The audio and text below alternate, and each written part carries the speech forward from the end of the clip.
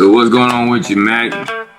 Couple old heads getting together to talk about some things that I guess you saw during the video that I sent you, huh? Yeah. I don't know. You know what? I'm kind of This what I would like to know. Look, raise your volume. I can hear you, but you sound muffled on your end. My end is pretty loud, but you're not coming through loud. So I'm looking at everything here. And it's showing us that it's I'm louder now? Oh yeah, way louder. Too loud or I'm good? Oh no, you're good. This what I would like to know, if I could ask you a question, if that's not a problem. When you go into a courtroom, right? Yes, sir. And I don't even know your thought process, but when you talk what you talk and say what you say, though, like, where did that come from?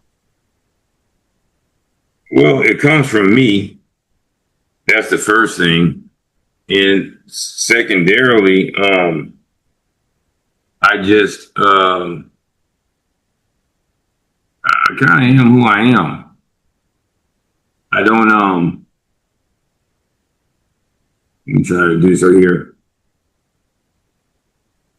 I just say whatever's on my mind at the time that's on my mind, and I go with it from there.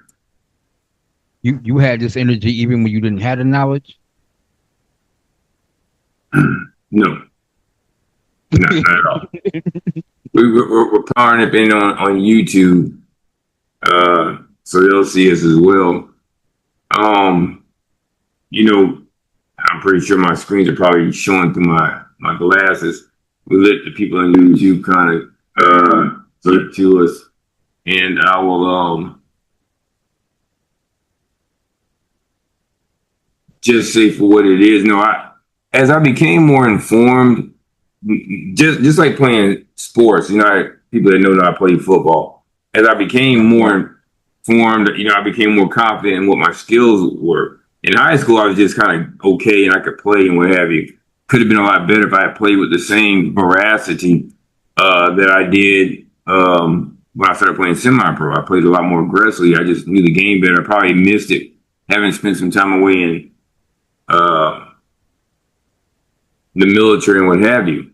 But when it came to this stuff and learning the stuff and how to navigate through the court system, I'm the product of not being able to afford adequate legal representation. And for those who are just joining us on YouTube or who may see it, the question was, did I always, what makes me talk like I do when I'm inside a courtroom or I guess city council meetings?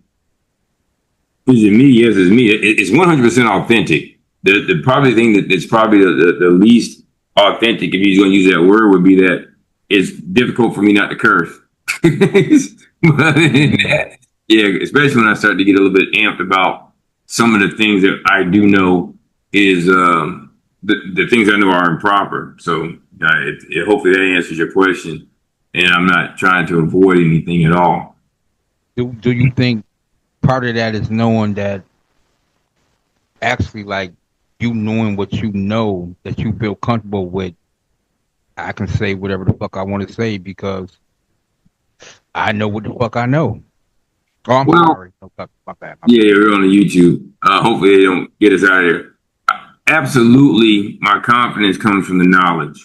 And what probably hopefully came out within the for those who get a chance to watch the latest premiere or what have you, is as I became more confident, as I got more repetition in doing this, naturally you become more confident. It's like you spinning on the wheels of steel. Like you and I are in our 50s. I couldn't DJ with the new stuff because I'm not even familiar with it. Was all vinyl.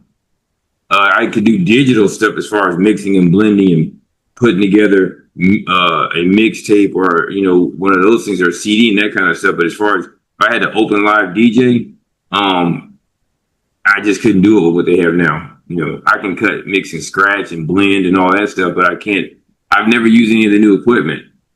So I'm sure you're more confident now, X number of years into DJing than you were when you first started DJing. You don't have the time to DJ right now. So, but if you did,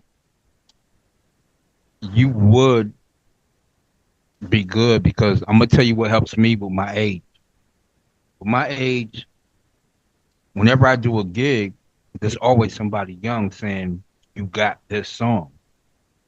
I do not have that song, but now I'm gonna put that song into an archive to where I know that that's what you like, and that's what young people like. So therefore, I'm gonna make a play set with that song. So if you was still in it, you still would be who you is, because they will completely come to you and tell you, "Hey, got this song, I want to hear this, I want to hear that." But that's just giving you the knowledge to let you know that, like, okay, that's what's popping right What's now. actually popping right now? Right. You just not in it because you got other things to do. You got bigger fish to fry. Much larger fish to fry, which is what brought us to this, right? Which is what brought us to where we are today, and like what made me the 1 in 10,000 or what have you. And what I tell, and I got this from, everybody knows the movie Django. They say he's that 1 in 10,000 ninja, and I always say, wow, I don't really want to be. I don't think I'm special. I just think I had a story, and I had to walk the path that I had to walk. But some things have transpired recently, and I think some people have asked me, but the people who actually know me knew what my background was when it comes to self-representation in my cases.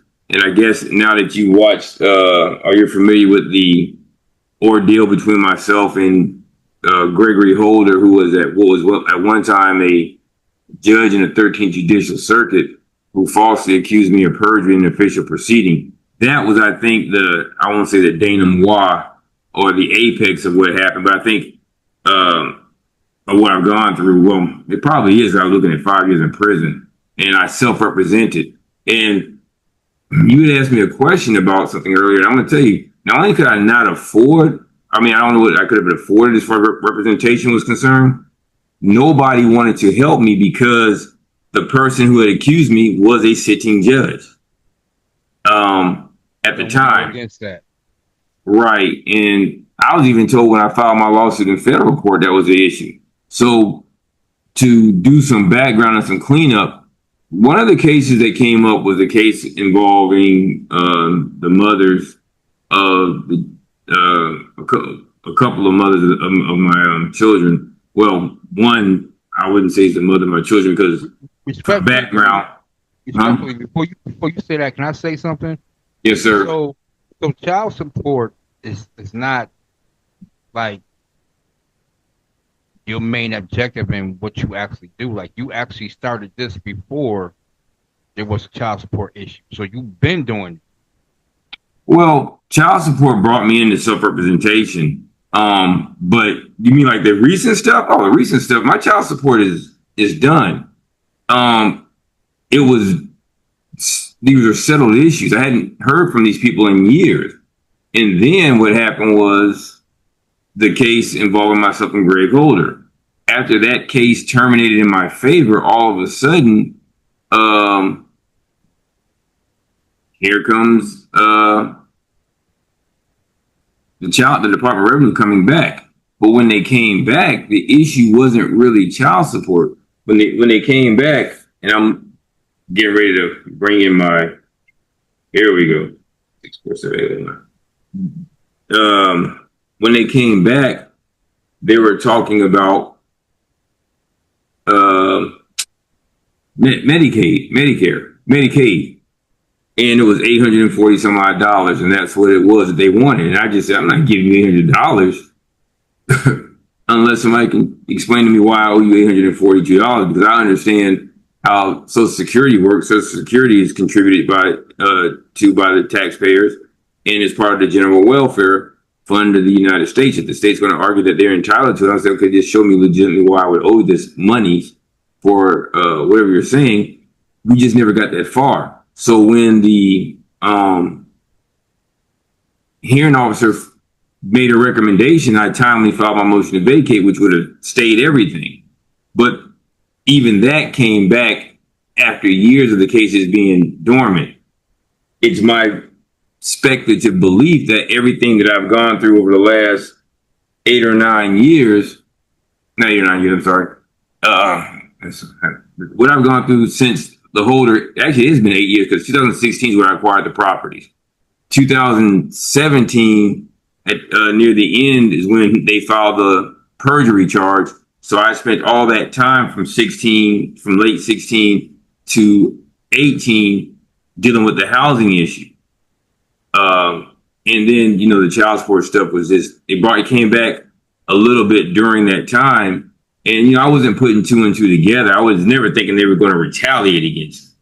And then all of a sudden, here comes a whole barrage of things. I just kept dealing with them one by one and, kind of going through the process. And, through it, there's times where I would have said I would have capitulated to just paying like the reinstatement fees. I was about to say that you could have just paid the $849.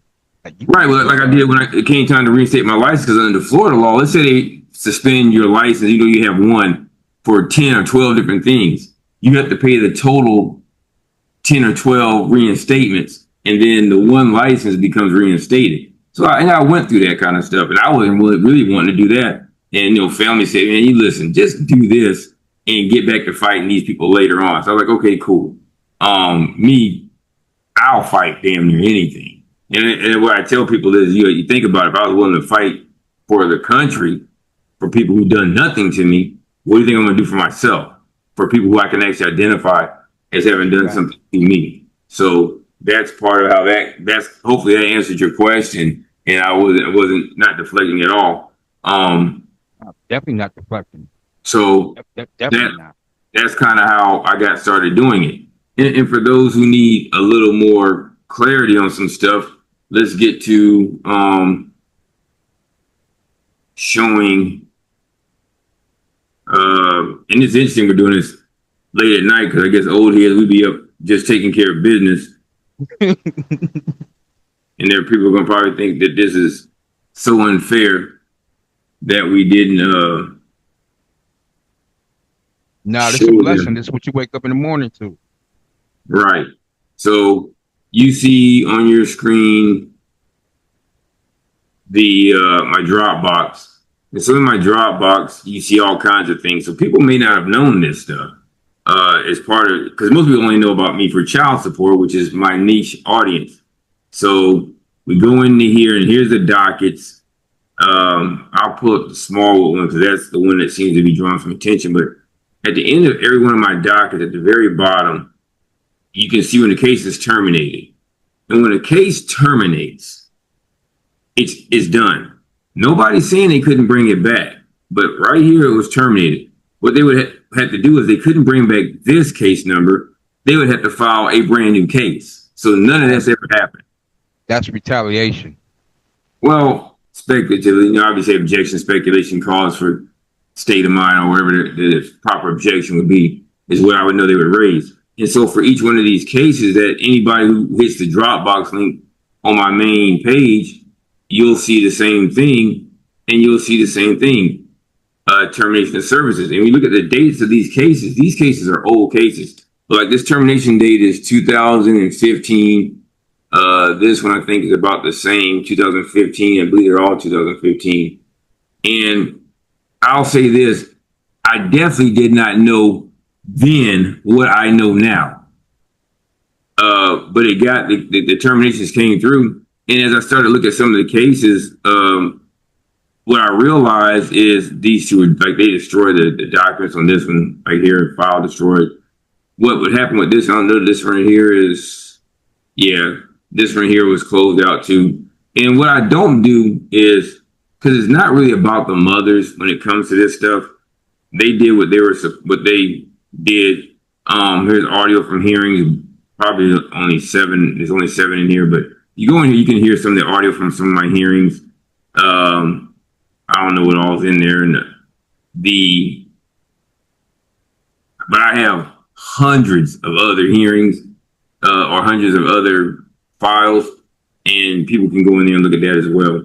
So what I was doing, as you can see, is just going through the process, and after I finished the process, I was moving on along. And what came after this was just, especially once I ended up getting the properties, that's when things got interesting.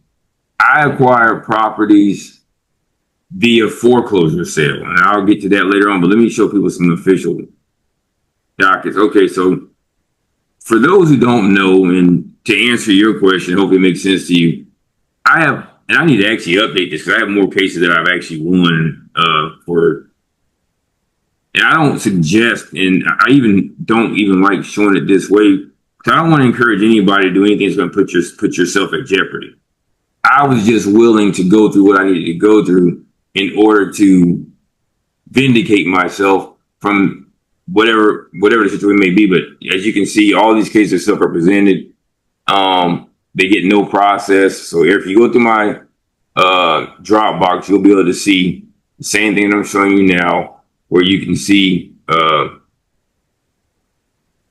where the case I was charged with, whatever the charge was, and you can always see what. I say this respectfully, that I feel like for the fact of for what you have been doing and what you actually have did, that now you like. Oh, you went away. We'll see if he comes back. But anyone who wants to look at these cases, and some of these cases, actually, you can actually hear the audio from these cases via the Dropbox as well, and I'll show you all how to find that. But each one of these cases are in here, whatever the charge may have been. These are all, you see, are dismissed or no process. But every case that's in this Dropbox is a self-representation case, including when I went to jail for these things and had to fight my way through the process. This speeding ticket, which is an interesting one where I won that one, dismissed as well by the judge. And the big one, for those who don't know, I'll go to the felony driving. Now, there are more felony driving cases that got reduced to misdemeanors and then got dismissed. But the big case that I believe started everything, for those who don't know, which is where I think a lot of this new stuff has come from, is this case here. 17 CF 9089, you can go look it up. I was charged with perjury in an official proceeding. And as we can see, that case is dismissed as well. And you can get all this in the Dropbox on your own. I just wanted everybody to be able to see that. And what happened, and I'm speculating to this as well, when I filed the lawsuit in federal court alleging that former Judge Gregory Holder, in his individual capacity, I said he had, because he had no jurisdiction, I didn't sue the judge. I sued the gentleman who was who might have been the judge by title, but I didn't sue him as a judge, because judges have absolute immunity even when they do things that are outside of what a judge normally would do. You have to be able to show that the judge is completely void of jurisdiction. And what my argument was is that at the time, he was absolutely without any jurisdiction whatsoever. So I'm going to go to my Pacer account, and this is where I think everything started. Let me see. And you're going to see something when you go into this as well. So give me a second. I had to go in and do my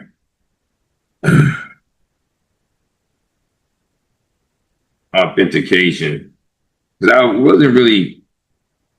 doing this to kind of clear up a few questions, hope for people, and maybe we can do another video a little bit later on. But yes, I have a Pacer account, and we you can go in and see that I've filed several actions in federal court. You'll actually see my federal case involving United Parcel Service, which I had an attorney for, which we resolved. So let's do this right here. And by the way, child support cases are state cases. There's no reason for me to file a child support case in federal court. The one time that you see me as a defendant is when I removed a case to federal court, which is how I gained the understanding as to why child support cases are state actions, and federal courts tend to abstain from them. How? As you can see, I filed a motion for a temporary restraining order, and I'll tell people I definitely elevated in my writing over the years. This is 2000. I don't know what year this is. 2019. So I'll let you see that. Come on, let's go, people. But anybody who has a Pacer account can go look at my name. It's not like you don't know it. I don't have a alias in the federal court. So here you go. Emergency motion for temporary restraining order, trying to keep the Department of Revenue and everybody else from suspending my license because the believe is at the time. This is after I had my license. This is before Judge Fuson issued the order to reinstate the license, and you're going to see, because I believe there's transcripts for that one also, but you can get it. But he reinstated the license. I'm going to show you all that in a second. But this is the filing. You can always go and get the filing. In fact, I'll make it easier for you. I'll just download the filing, and I'll put it in a file. And that way, if anybody who watches this say, hey, Greg, I want to see the filing you had, because I don't really have a Pacer account. I don't want to pay for them, which I damn sure understand, because none of this stuff is inexpensive. I'll say that. And the more you look into Pacer, the more expensive Pacer can become. The more you do stuff like this, and I know nobody wants to take that incur a debt they don't need to have. I should see 3 people. I only see 2. Try this right here.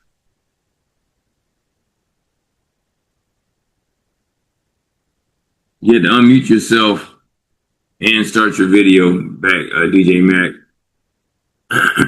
So,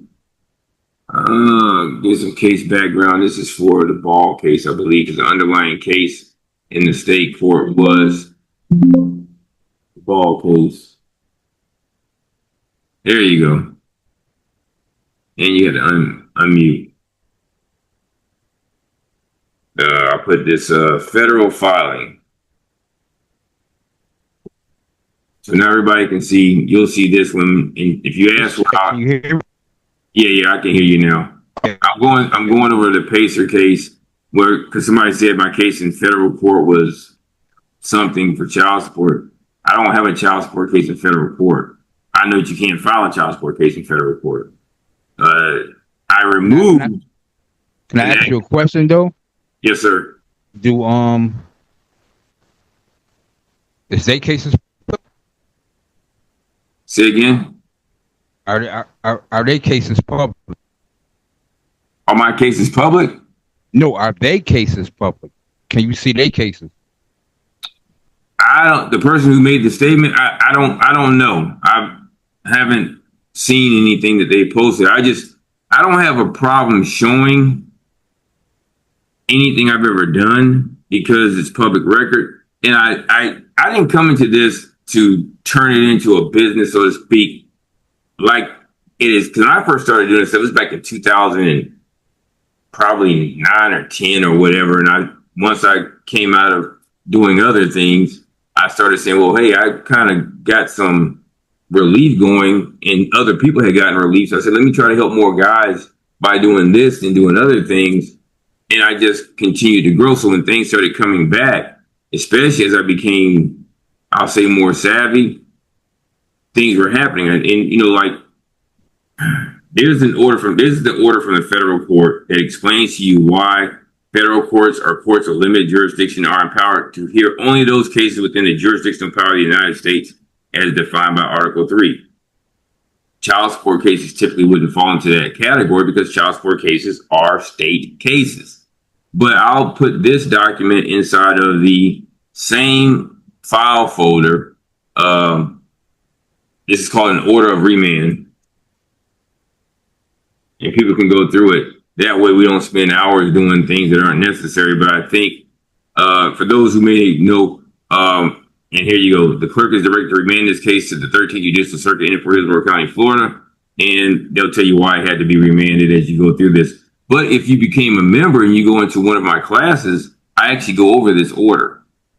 So, and there's 20 some odd classes that you can go in there where I help guys, I show guys what I would do if I had a case today going through the same thing. It'd be a lot more smoother.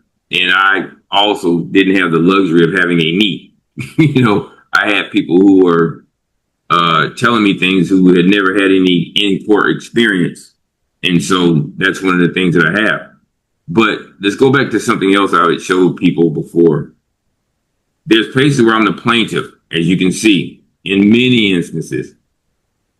Me, Holder, me, Foster, these cases got closed out. This case is currently in, and I'll show it to you. I voluntarily dismissed this one, but then we can find all of them. This case is the case that's currently in the 11th Circuit Court of Appeals. So this up to date? Yeah. This right here is the middle district. You got to go into the 11th Circuit, and I'll go into the 11th Circuit and show you how to go there. But this case was where I filed a complaint alleging inter alia, among other things, malicious prosecution, conspiracy, and other things. So here you go. I ended up doing 5. This judge here used to be the chief judge of the 13th. As you can see, who I've sued. I amended it to kind of take out a couple of people, but essentially this is my lawsuit in the federal court. And the bigger part of this lawsuit was the malicious prosecution, which I think they dismissed improperly. So we'll come out of this one. But if you want to see any of this, you can just go to page. This public, anybody can find this? Yeah. You know my name. Y'all know my name. Greg is what I go by because I went to Greg because people used to mess with my name when I played football. My name is Shagret. And my mom used to get mad because they can't get your name right. I'm like, really, Mom? My name is Shagret. So I could get it. So I just would go by Greg, and that's just how that stuck. So, but I don't, for those who may remember or may say, like somebody told me, man, your voice sounded familiar. And I told him, I used to be a part of the Man Mindset. Shout out to Steve Dean Williams, who gave me my chops for doing radio, because he found me on another show, and I did over probably 3,000 total radio shows or blog shows with him, and between him, Sean McDowell, and some of the other guys. So I've been doing this for a while. But for those who don't know, Greg Doss is also DJ Squid. It's a little bit different now that I'm older, don't use the other inflection. But DJ Squid is also Greg Doss. And people didn't know that Greg and Squid were the same person because, before all YouTube, all they would hear is the voice. And I actually got that. I got that concept. I'm going to look that up. I'm going to find that. My Squid is SQWYD. I actually got the concept from Phil Hendry because Phil Hendry did multiple voices on the radio, and also Schmidt and BJ are the same person, and people didn't know that. So go through here, you'll find the cases, and you can go through that and take your time to do whatever you want with that. So let's come out of here and go back to Pacer. And if you go to the 11th Circuit Court of Appeals, which is the court right before the United States Supreme Court, you'll find me in my appeal. And by the way, I'm doing all of this self-represented. So you just gonna put like on the internet, you just gonna put actual documents like you can look up, you can. Yes. I welcome everybody to do that with anybody that you're dealing with. I totally agree. So here's my full docket. Everything from the civil appeal docket. If you want to see, because everything you have to do what's called a certificate of interested persons. And this is how I file. This is me. I draft everything for me, by the way. So it's not a secret. And for those who don't know, I did spend a little time as a legal assistant and a paralegal. So, and then you do all this other stuff. So the last thing I think I'm filing a motion for file replacement brief. But if you want to see my initial brief, let's try this. Control.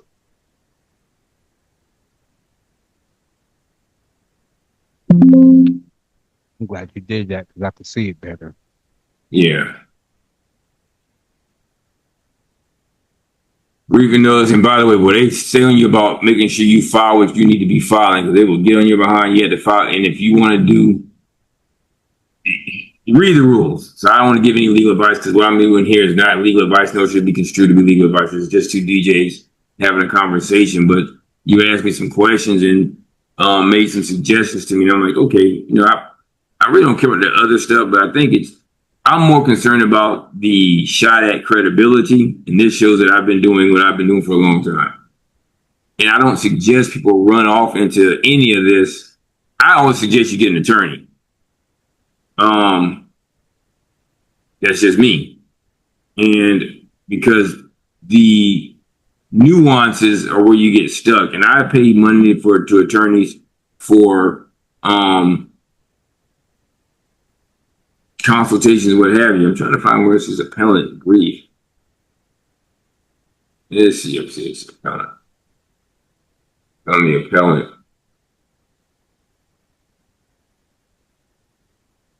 And I got an extension to file. Oh, that's for my appendix, my appellate brief. They denied that, so I ended up paying it. Brief notice, appearance, certificate of person. Where's my time since I don't need that? I'm trying to find my initial brief. There we go. I know I have the actual brief in another folder, but I want you all to actually see the actual appellant brief. So that's me. Every time you'll see the certificate of interested person if it changes. So here you'll see the table of contents. My request for oral argument, which is why I really want this to kind of go through. I'm just concerned in you citing. But everything you see here, yeah, I drafted. So right now, you dealing with. I'm taking on all these entities. Not child support. You dealing with what's up to date and what you're dealing with right now. Yeah, the child support stuff. You way past child support. Right. The child support cases, or what you saw they did, is what I believe to be retaliation because I'm actively moving hard at this issue here, which if you think about it, with the parties who are concerned, you're talking about a former sitting judge, the city of Tampa, the sheriff, he's named, but he's less of an issue. But the bigger issue is, look at who these people here would all be. You're talking about judges that are witnesses in my case. Because during the case, which we're fixing the audio on, but the one that you saw where it's where you can actually hear me in court defending the perjury charge, a lot of these judges that I disqualified, I listed as witnesses. The bigger issue is the houses and the over $1 million worth of properties that they took from me improperly without due process. And the fact that I know what they were doing in Hillsborough County was improper. Can I ask you a question? Yes, sir. A little bit louder so people can hear you. How do you disqualify a judge?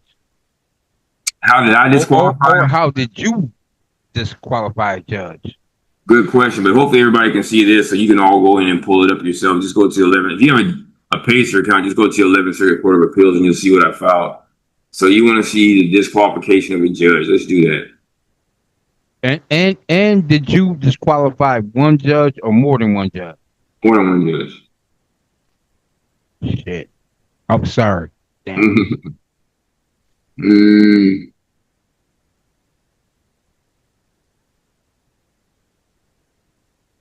And it was an incredible felony case.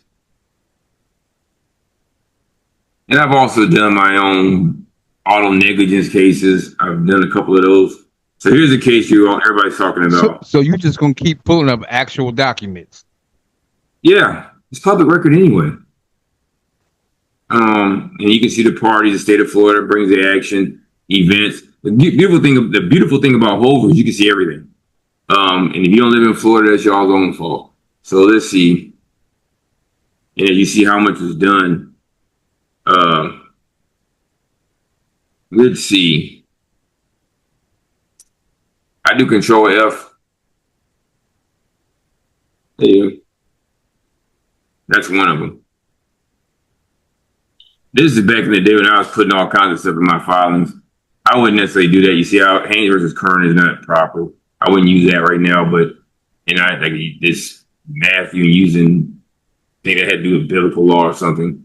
But I just went to the statutes and just background and filed my motion to dismiss disclosures. Judge,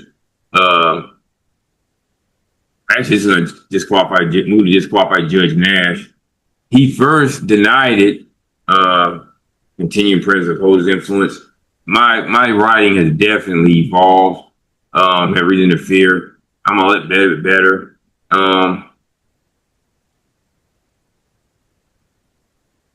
And it was granted. So here you go with that. So, and if you want to see public information. Yeah. I'm trying to find where the order. I think I might have filed a writ of prohibition too.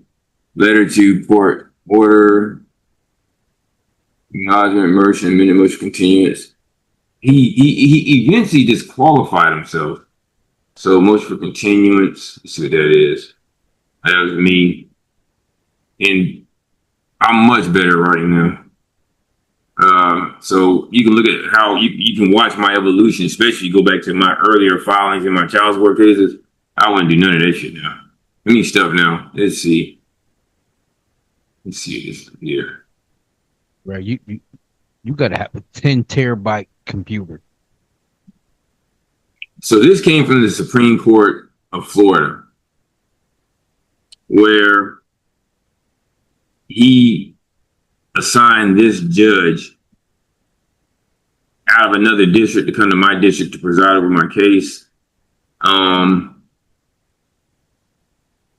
Let me see what this is. That's what we just read.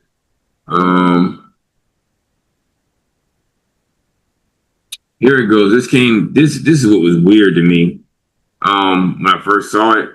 So this is the chief judge. The above referenced case has been assigned to Thomas McGrady. It remains a 13th Judicial Circuit case, and Judge McGrady is appointed to act as a judge in the 13th Circuit. That's not what I wanted to see.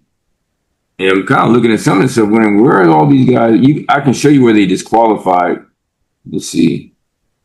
That's the same thing we just looked at.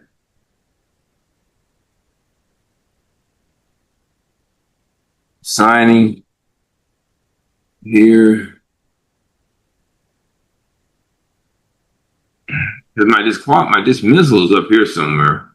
Oh, that's kind of weird. This is sanctions and to dismiss, minimum for sanctions.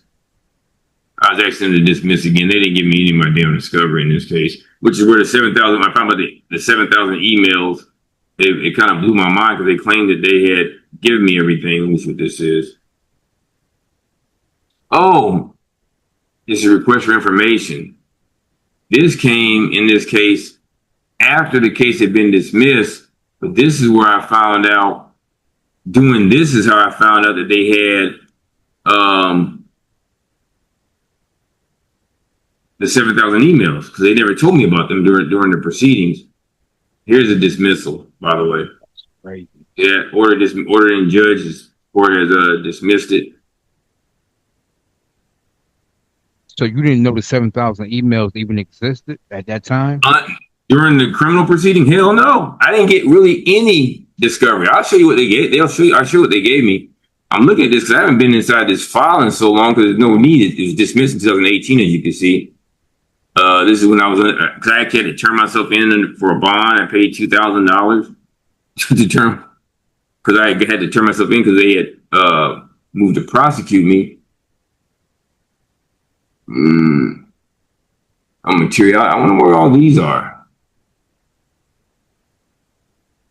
It's interesting. Because I know what the courts meant. All this stuff is around. So kind of, this is the judge's findings, but there's some other documents. I want to find out. I want to show you what a disqualification by a judge looks like. You can actually go into the hearing, and I'll actually pull that up and show you. I think on the one that you have, you'll hear the Judge Wolf disqualify. That determine the indigent. This is for me filing in the second DCA. What was I trying to file for? Yo, your fight is crazy, cause you would fight. Yeah. If you got past one judge, you would think the next judge will be like, and for who he is and what he do, I may not want the problem in my life.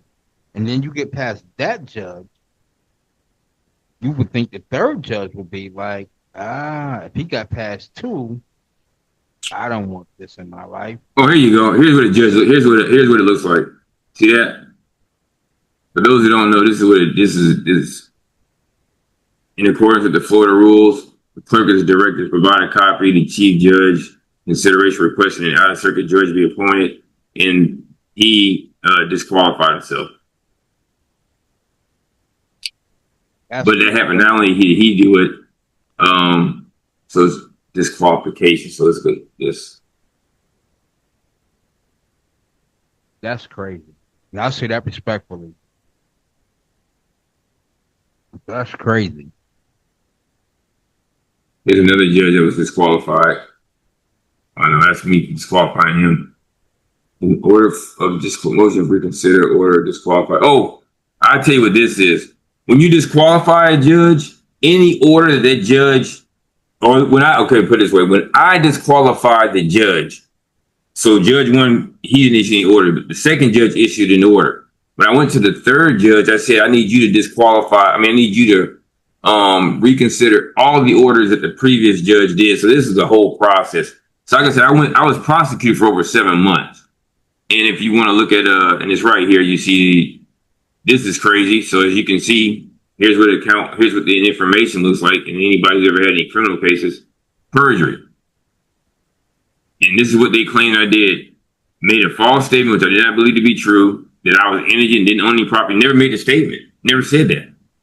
And under oath in official proceedings. So this is what they prosecuted me for. The craziest part is, and you all can go through this, I hope everybody who wants to see this is sitting down. When I filed let me try this out. Here you go.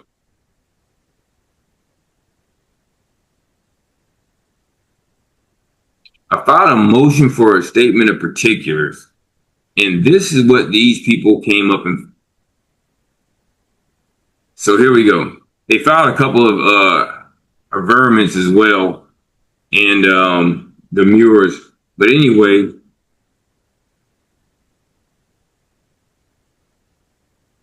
they said they gave discovery everything that I did. Ben has shown up in court an unredacted criminal report affidavit showing Gregory Holder as a complaint witness. They never showed me that. The copy of the criminal report affidavit, all this stuff was there, but it was redacted. I didn't get the unredacted part until I started going through my discovery process for the civil matter. Help me understand. Help me understand. Are you saying they saying like, yo, like it's there and we showed it, but they never showed it. But in actual reality, they never showed it. No, I never. But they showed it. Did. They showed it, but it was redacted. I mean, a lot of stuff was blacked out on. Oh, if it's redacted, then yeah. Okay. They said it unredacted. So, and what they didn't have in here they said he was a witness, a complainant witness, but there's no statement from him saying exactly what he said I did. It became convoluted. So all this stuff, information did not, I'm trying to find where it says, in response, the state cannot adequately respond regarding his phrase, I'm an Indian, did not own any real property, as that specific wording is not included in information or any of the discovery previously provided. MFs, you've been prosecuting me claiming I made the statement. And look at what the date of this was. I'm going to tell you what's interesting about this date. This is right before we get to the point where they appoint a brand new judge. So when all the judges were in the 13th, what's up, Ant? Yeah, it is. I didn't even know you was even up. I forgot, Ant. You were West Coast. I'll send you a link. Time difference. Yeah, I'll send you a link, Ant, so you can see it. What we got going on, but yeah, it's a beefy document. Yeah, bro, this is just one of them, man. Like I said, I don't wish this on anybody, man. But I've been through it. I've been through it all kinds of stuff with these people, man. You see. That's great. Check your email, Ant. Cause I was gonna do this for members only, but yeah, just something me and my DJ were hollering. So we just said he was asking me questions. I said, let me just go ahead and put this thing together, and go with it from there. That's crazy. So they said, and this is when they're prosecuting me, trying to get me to take these 5 years. They did not come off the 5 years until, and I would show you all some of the emails, but I just don't want to do that for right now. I don't think that would be proper. Just like there's an email involving myself in the Smallwood case where the state attorney made a statement. I told the judge, well, I'm entitled to the evidentiary hearing. If the state attorney doesn't think that this stuff, that they have a case, have them prove that there's a complaint and a summons. So whenever Ant, if you see that, Ant, come on in and you can, I'll let you into the room. But that's crazy, isn't it? They said they don't actually have what they claim. You're supposed to get full discovery, though, right? Yes, that's called. You're talking about like they're responsible for adhering to Brady. Yes, right. No, I didn't. Yeah, I didn't get it. I didn't get it. That's crazy. Macadamia, go ahead and hit your email. And so hopefully with this, even though it will probably be longer and convoluted than I want it to be, it'll be out there for anybody to go through. Ant-Man's in there. What's up, Ant? You got there on the West Coast. So, Anthony, were you familiar? Hey, Ant, were you familiar with me having gone through the perjury case? You knew about that. You didn't know about that at all? I knew about the perjury case, but you have multiple cases. I didn't know you had that many cases and your dockets were that fat. That's crazy. I thought my docket for my parentage case was huge. No, I've had all kinds of. I have a resume, so that's why we're doing it under the 1 in 10,000 background versus the GD. Although GD's in the middle of the glasses. So you were familiar with the perjury? Have you listened to the perjury case? No, I didn't listen to all of it. Or I mean, I've listened to some of it, but yeah, I didn't know how deep your litigation experience actually is. I know you've mentioned that you were a paralegal and you worked in some law offices, but I didn't know you were filing stuff like you just showed us in your dockets. It was all public record. Yeah. I have a Pacer case too, but I don't enjoy the law. I don't enjoy doing any of this stuff. I won't say that I enjoy it or don't enjoy it, but it was it's the consequence of necessity for me. Like invention is mother's what is it? The necessity of mother's a necessity of invention, whatever it is. So necessity is the mother of invention, I should say. So that's kind of like, and I couldn't afford an attorney to do all this for me. Yeah. And I don't even know what the number would be. Mac, you have any idea what the number would be for me to paid an attorney to do all the stuff that I've had to do in these cases? I don't know. I know I couldn't afford the attorneys that I spoke to, just in general. So anyway, here's what that is. So hopefully this is clearing up some stuff about that I've never done anything. I'm not saying anybody's name, but that I've never won or done anything in the courtroom. So you didn't know about all this stuff, Macadamia? I didn't know about that, and I didn't know. I was ready to argue with you about child support being somewhat argue with you about being able to bring a case in the federal courts. But I saw you brought up the remand order. You changed venues, and then they sent it right back to state court. And they explained why. Yeah, but I kind of you were never a part of our child support basics groups. No, I didn't. I just jumped in with you personally, and then okay. I went over the entire order, and I've been shredded and lost a lot more than I ever won. But it was the defeats that helped me. I look at each opportunity in courts like a round or like a play in football. You may guard me one play, but it doesn't mean I don't come back the next play. I just kept on coming back and coming back and coming back, and there's been evolution. I'm much better now than I was, in 2010 or 11 when I started this stuff. And if you look at the docket dates, you'll see that.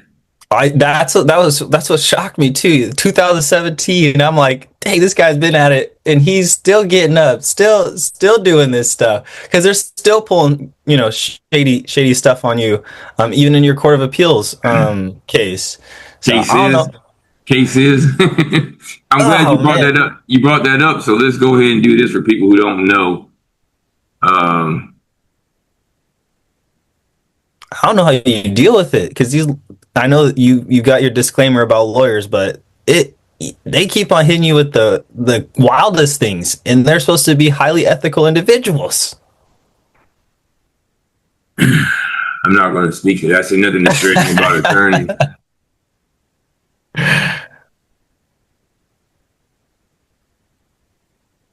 I don't know.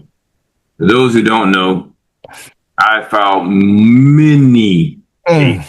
Oh man, this is a courts of appeals, and I've had some, as you know. And by the way, for people who don't know, you can go on my YouTube page and see me inside the Court of Appeals. You'll actually see a State Farm lawyer, as you know, Macadamia, lie to the court about me voluntarily dismissing the case, and there's an actual order where I was told to go sign this release. But you can see all this stuff, and actually some of these are published. And if you go in the crazier part, there's one in here with the Bank of New York Mellon, and it was I'm not Richard Dawes, by the way, where the here it is. This case is published. In fact, I'll do you one better. This is not our stuff, is it? No, this is not us.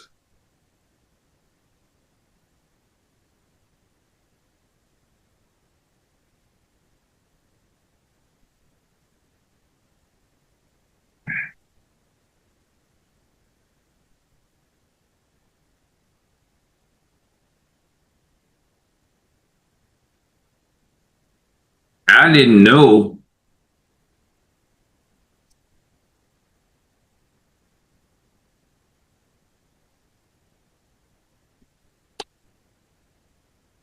Until I was looking for addressing the order to show cause and all some of the other stuff, that the case with Bank of New York Mellon, they're saying, well, I shouldn't be allowed to intervene. I'll get into some background on that. They were saying, well, I shouldn't be allowed to intervene because I'm a stranger to the case. Wait a minute, people. You just made me resolve matters involving parties who were a stranger to the Chandra Tucker and Linda Tucker case. It's strange, came out the same court, the same appeals court. I can't even get the appellate court to do the right thing. But I'll say this, and I'm making a little light of it, but I get frustrated thinking about it. It's going to take a little time for it to find it, but you can go in the website, you're going to find it. But one of the filings, like you can see all the stuff that I filed, and that's just 1 of 20. It's order, insolvency, notice of appearance, miscellaneous order, sends you the time to file an initial brief on the merits if it comes up. See, I don't like the fact that some of this stuff is not popping up, because when I do this, it should pop up. Should. Yeah. I bet you this damn mandate pops up. Oh, no, it doesn't. It's wild. But you can see everything I've filed. It's actually here. So I got to figure out why I can't see it. Here we go. See this printed up. Still not showing it on these. It might be because they're so old. So let's go back. But you can see all the cases I filed. It's closed, yeah. I have the interesting thing about my properties. This is kind of bugging me, really, because I should be able to hit the base because you can see it's viewable. I wonder why I can't view it. I didn't do oral arguments back then. I didn't know about that, but when it came to the newer stuff, I've done at least 3 oral arguments. So these cases are all by affidavit or by paperwork. Haven't really had to go to a trial, show cause. Everything is through. Not everything. All of them are through appeals. Some I didn't request oral arguments. The one now, crazy enough, they canceled my last few oral arguments. Yeah, which we all know is kind of wild. Yeah, and they're scared. They're scared. I think they're over their skis. And if anybody out there listening wants to do anything, contact a congressperson, contact a bar association, and say, why is this going on when the law is clear, the facts are clear? I don't think any of this is questionable. But if your question is about me litigating, yeah, I've actually had to litigate quite a few times. Hell, I had to litigate in my defense for the criminal cases, remember? For all the driving out license cases. And this is why, until you said something, Mac, and I told you I thought it would be this, it's, as a person who's trying to show people my story, I think it would be irresponsible for me to tell people to go out there and try to do the things that I've done, because I don't think, in retrospect, I probably approached it the best way. It's how I did the best that I could with what I know. But I would not suggest that people get themselves into situations that you may not be able to argue yourself out of. Because I can't transfer X number of times being inside of a courtroom. In every one of those driving out license cases, I was facing jail time. So had I had an unsuccessful result, I would have gone to jail. So I don't suggest anybody put themselves in that kind of jeopardy. But evidently there was some merit to my discussions. But so you knew about all this then, right, Macadamia? Not all of it. I have a Pacers account, but I haven't really explored it too much. I was kind of preparing for my venue change. See, all these denial of writs of prohibition, when I was trying to get the judge disqualified or she refused to disqualify herself when they knew they obviously know they're biased, because it's pretty evident every judge knows who Greg Holder is. Mm-hmm. They all serve together, right? Yeah. It's not the same circuit. It's out of the same circuit. Yeah. How do you get them to? So you had to actually, did you reach out to the Supreme Court of Florida, or did they intervene without being requested for the Holder case? Because I kept disqualifying the judges, and I'll show you. See, this stuff should be popping up, bro. I don't like that at all. Should be public record. Yeah, it should be popping up. So let me do this right here. That's not cool.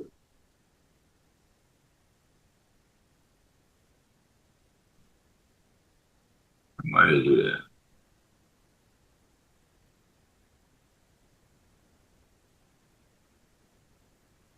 that. Okay.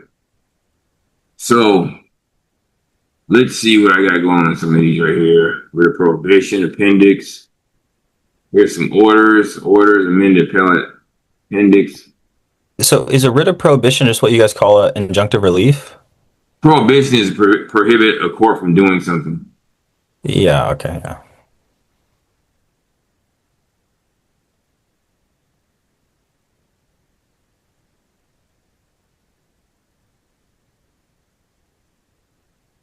And by the way, I tell y'all to do this also. Always.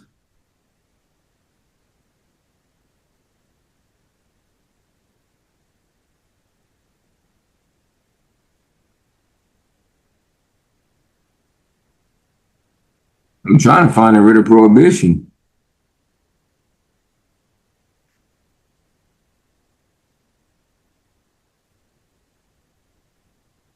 Now, here's crazy. Judge Peacock actually disqualified herself from the further proceedings on her own initiative. That's what an order of disqualification from a judge looks like. New case. Which judges should do that anyways if they think that they can't give you an impartial, Exactly, and it makes pretty much sense that a guy who's been in front of a whole bunch of judges and done a whole lot of things, which is not. I don't care that they don't like me because it's pretty mutual. I don't care about that kind of stuff. I care about you doing the right thing by me. And you said this is my lawsuit that Judge Huey disqualified, and they're claiming that I voluntarily dismissed it against the other parties. I didn't sue these people in the other case, so how would I? Bruh? Some of the things that this is my lawsuit. And by the way, you can see all that if y'all look it up. See, it's been filed electronically, complaint for damages, and declared. If the facts of the case didn't show that I was entitled to relief, I wouldn't even be bothering with this stuff. Mm-hmm. It's pretty evident that the allegations that she hit me, she said she hit me. You can actually even go into the Dropbox and see the deposition. I do video deposition. So you can see me depose somebody. It's inside the Dropbox. And but again, I would always suggest that people get an attorney. I don't want to know this is the appendix for the writ of prohibition. Where is the writ of prohibition? Oh, it's the appendix itself. Where my writ is. It's definitely plenty filed. Let's do this.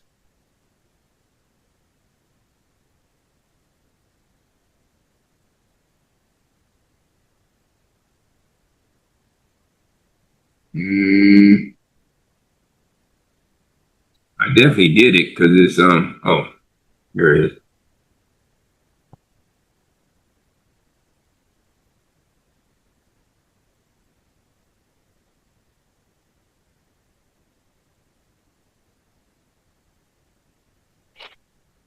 And this is the one that they canceled your oral argument, right? So this is a writ of prohibition, and then they canceled oral argument on my motion to appeal.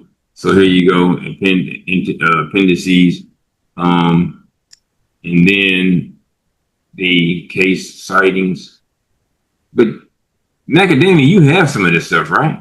Yeah, you emailed. I read it. Yeah, you blew my mind when you sent me some of this stuff. Yeah. So if you want some, Mac, you can get. Mac, you never seen this? All the documents are you can get them. So I tell you this, I definitely write better than I did in 2013 and 14, and I've learned a lot from getting chastised by attorneys too. So was it you that said that you actually got some not advice, but a judge earlier on kind of gave you props for changing up the way you were writing? Yeah, well, and also my presentation. I won't say that judge's names. I don't want to be having scrutiny, but yeah. And here's something that I think people would find pretty interesting. So let's do this. Since I happen to look over here and see this. This is the guy. So this came up, but for those who don't know, I think you already know, man, because we went over this. You look at can you see the appearances, Macadamia? Yeah, the following persons and counsels were present: the State of Florida Department of Revenue and Assistant Attorney General Wendy R. Doyle, and then counsel for DOR. Who's missing? Who were you supposed to be there? And who's the? Oh yeah, and then Clee. Mother. Yeah. So where would that admissible evidence come from if there's no witness? Yeah. Hey, I know that these lawyers be doing some really shady Hey, stuff. hey, hey, hey, hey, hey, hey. All The I'm state, saying the is, state. all I was saying is, so once the case was terminated, the rest of it just goes away. This case is dead once it's terminated. But Then how long ago was what's the date on this one? 2004. So did you run into issues of res judicata and how they're saying like you ran out of time to void it out? she said she didn't want anything. But because my cases are all what? They're not administrative, they're what? Judicial. Yeah. That makes it an error in a judicial proceeding can require reversal.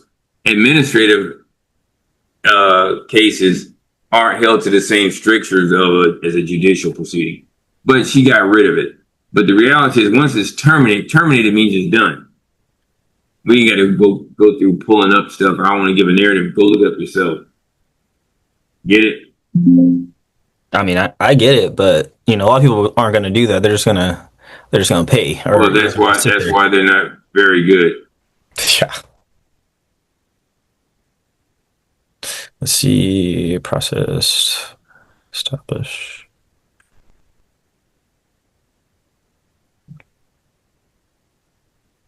So what is this question? I should have been allowed to intervene in the case where they took my properties, but the other people had no rights to intervene in a auto negligence case that only involved the lady who hit me and her mother, because her mother owned the property, owned the car. The daughter was a permissible driver. I sued the daughter for hitting me, the mother for giving her permission to drive the vehicle. That's called vicarious liability. Not giving you legal advice or whatever, but this is a fact. If your son hits me in your car, both of you are liable. Ultimately, you're more liable because it's your vehicle. That's it. That has nothing to do with State Farm as an independent tortfeasor, Dr. John Shim as an independent tortfeasor, Austro Basketball, professional associations. I didn't sue them in the original proceeding.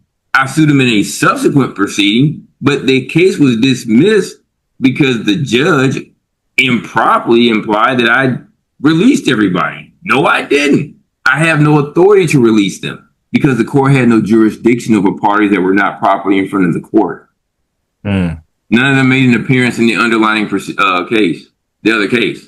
So you have no authority over them. Well, were they served? No, why would I serve them? I didn't sue them. Okay. Tracking.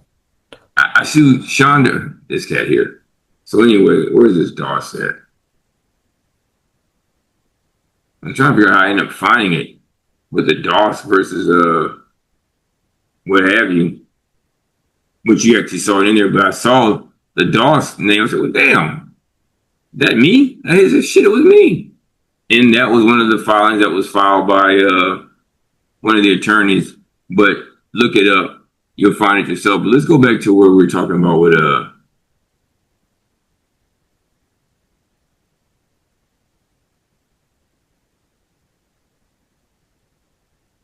let's see.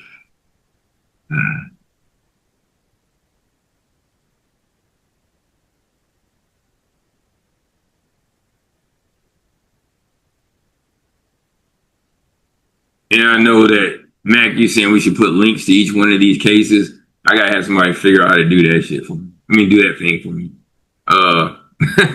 To show all the litigation. You're talking about 25 or 30 cases for that. Well, maybe not that many. You see, child support cases, that would be 5. Each one of the driving out license, the perjury, complaint. I don't know. You're probably up in a number of cases. So let's do this. And anybody can go pull this information. Oh my goodness. All right, let's see what we got here. Talking about the number of filings in the case. Jesus. That's called litigation. You okay over there, Mac, or you blow too?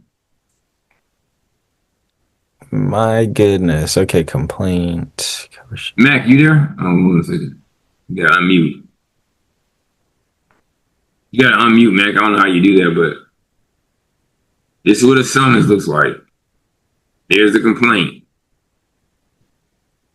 Now, to you, who did I sue?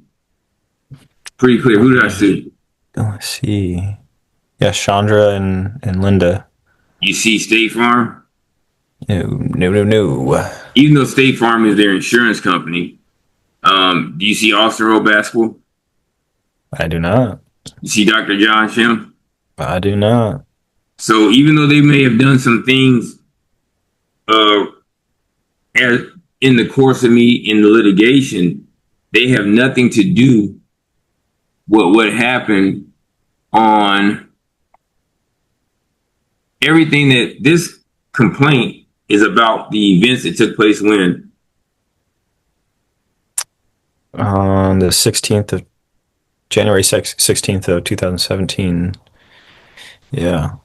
So did they file an adjoinder or something? No. Into this case? No.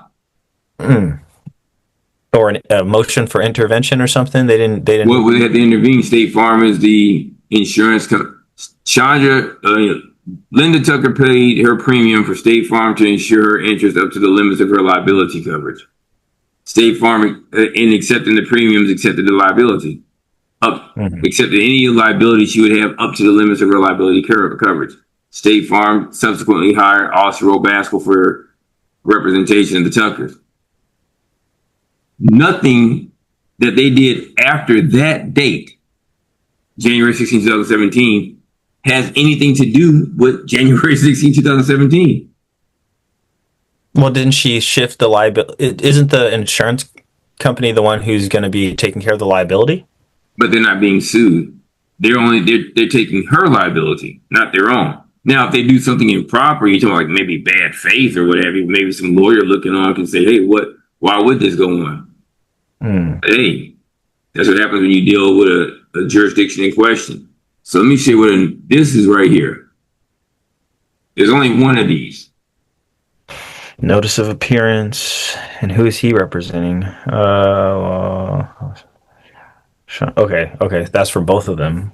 You see, does he represent State Farm? I mean, State Farm Hireman, does he represent State Farm? No, yeah. That's interesting. Is this just...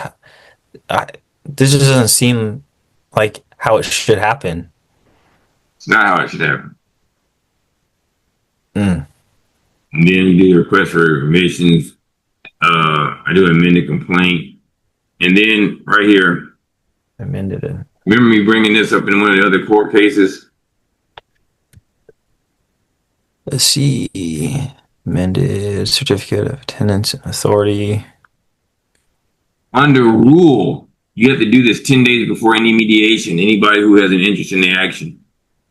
So if this wasn't done for the last mediation and you didn't put this in, do you have any interest that you could bring up that could be resolved?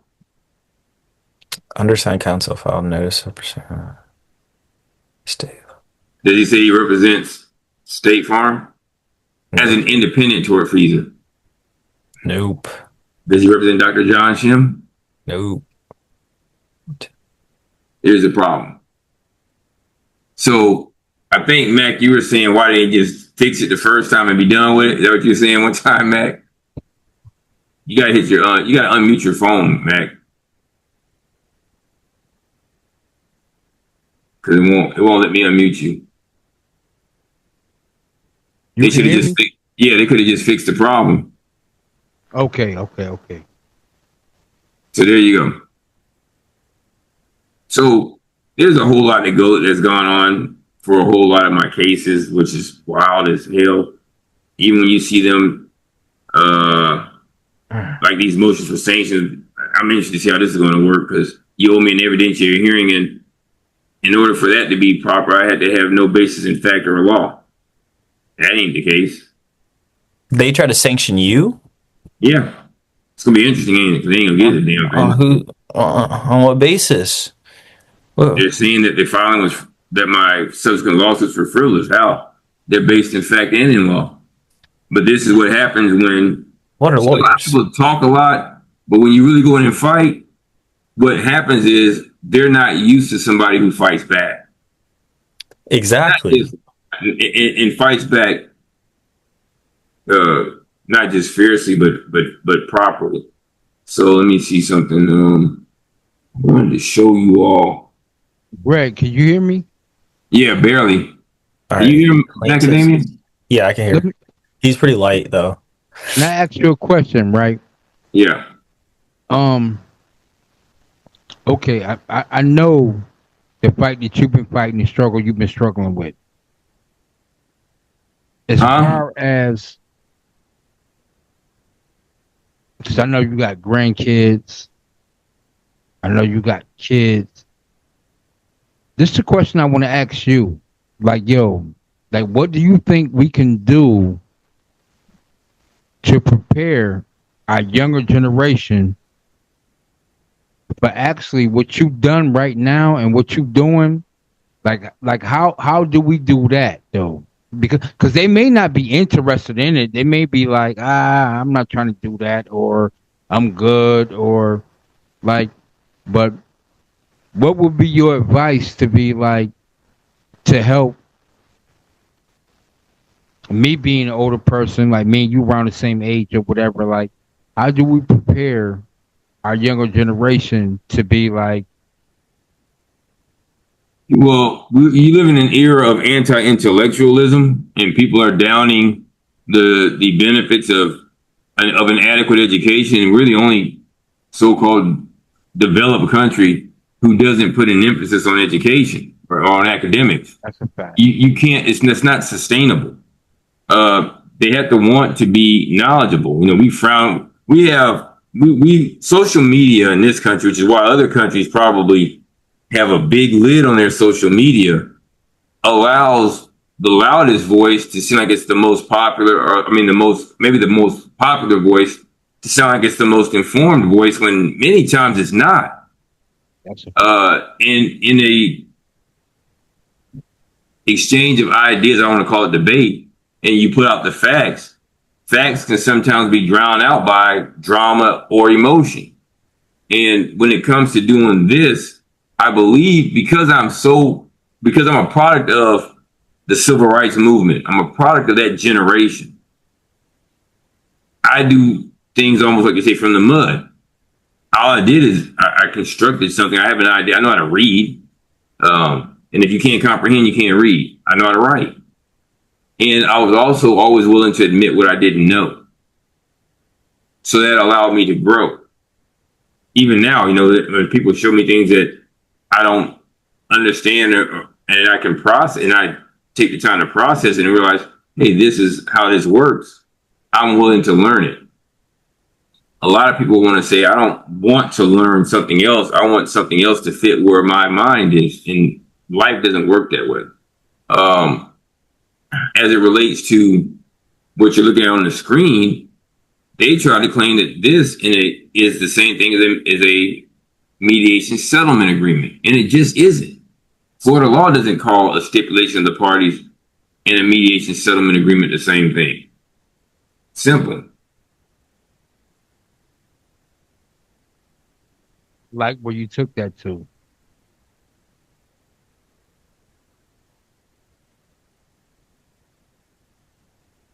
Well, that's one of the biggest things that I don't like about this whole litigation process is seems to me that they play so many word games when things are well defined in law. They're not. They're different. And under I hate to do that. I rather use Westlaw. They pull side information, but it's well established that it's not. So the bigger question is, why isn't the court doing what the court should be doing? That's the bigger question. No accountability. But that's on the people. I place that squarely on the shoulders of the people.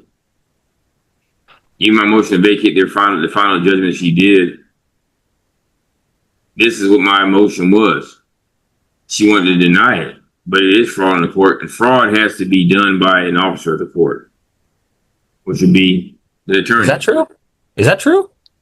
Or is it so perjury is for private citizens and fraud on the courts for an attorney? Perjury is a criminal charge. Fraud has to be played with specificity.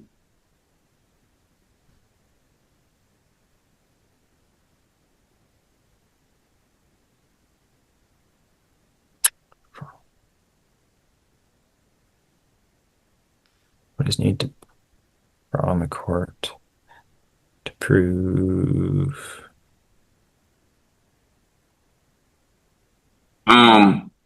Per se. So when I filed this motion for fraud, I just said, this is my preliminary statement. That doesn't mean anything. So introduction, I don't know how you condense everything into these small little sentences. That'd be going on and on. Simple statements of fact that will lead to trial effectively to conclude you're entitled to relief. You don't want to use conclusory statements. Mm-hmm. Actually, what I forgot to put in this at the time, or I was, because I'm not just a honorably discharged veteran, which would, I didn't even file an action under the ADA, American with Disabilities Act, because I'm a disabled American veteran. ADA would apply. Actually, ADA may apply just being a veteran. So what I did, and I go to the facts. See here?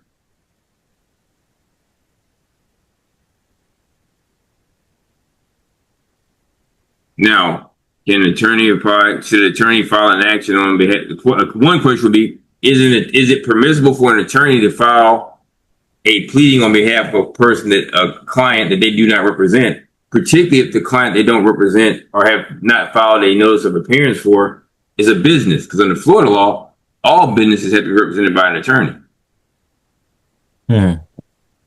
So filing for Shim may be one thing, but if you file for Shim as Shim MD LLC, you had to file. There's no notice of appearance. See it? Yeah.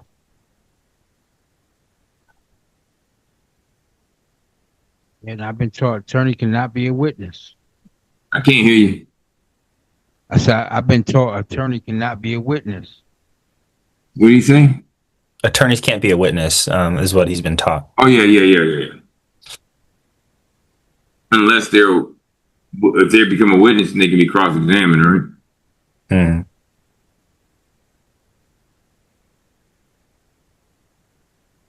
Attorney has no power. Counsel by virtue. An attorney has no power to act for another as a legal representative or counsel by virtue of his license alone. He must have a contract of employment, express or implied, with the party for whom he purports to act or someone authorized to represent that party. Now, keep in mind that there's no notice of appearance, no LOR, letter of representation, saying he's done this. And yet he filed, and there's a whole lot there. I don't want to get into this other stuff, when it comes to rule of evidence, what have you. But anybody who wants it, to your original question, Mac, they can go find it. Public record? Oh, let's see. Yeah. Prove fraud on the court, extrinsic fraud.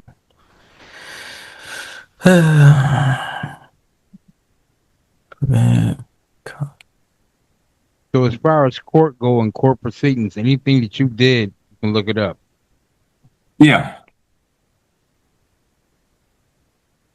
Hampering the post-party claim of defense. And see. Yep. Yeah, it's improper influence when you commit fraud. Yeah, but who would be able to do that?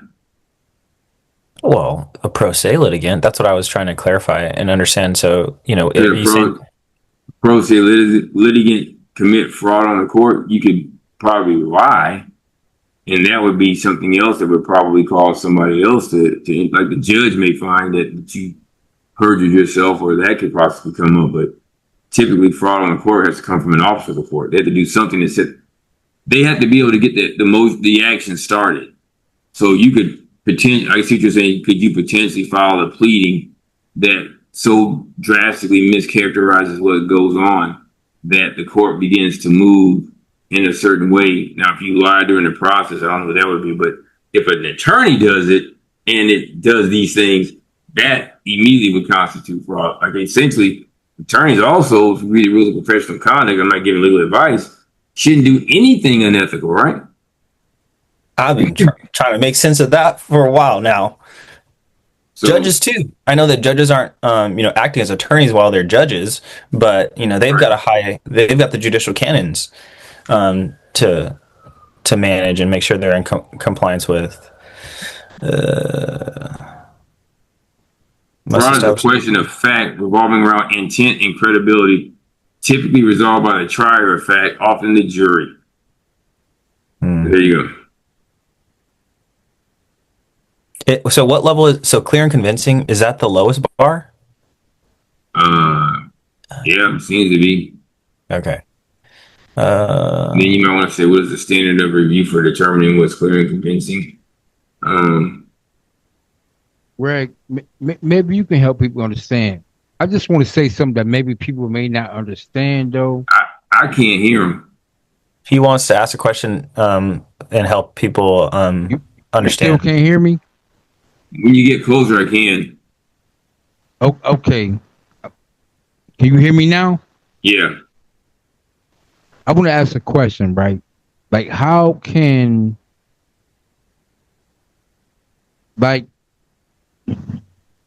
perjury, right? Perjury being perjury.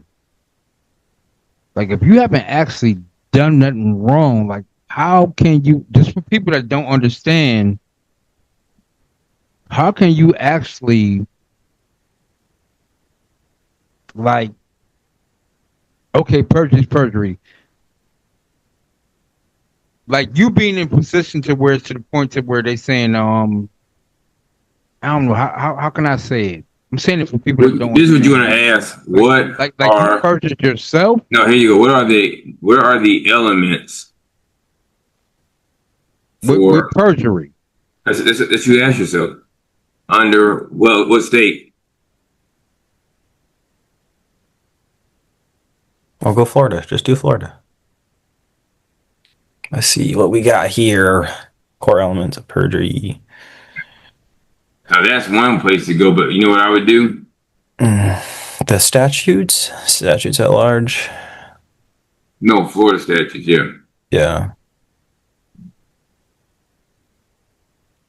This is the one they charge me with. Deceptive writing, false statement. Knowledge of the materiality of the statement is not an element of the crime of perjury under subsection 1.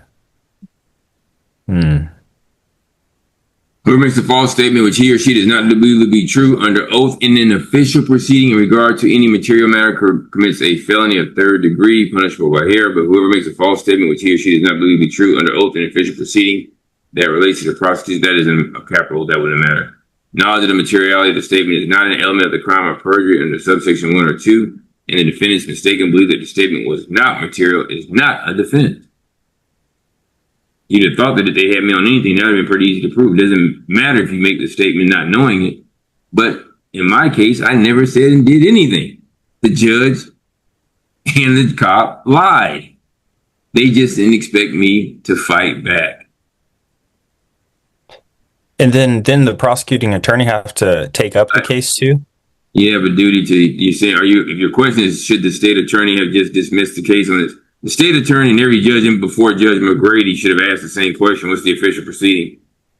But then we already have seen that they said, well, there really was. We don't actually have them saying that. MF, you prosecuted me for 7 months. So did you win your malicious prosecution? Did you go after them? That's the one that's in the 11th Circuit. They're trying to claim that one of the things is that the cops operated on. They get, by virtue of Holder making the statement, they get immunity. No, you still have to do an investigation. And my argument is Greg Holder doesn't get immunity because at the time that he made the call to the police officer, the second DCA had the case. Let me see something quick.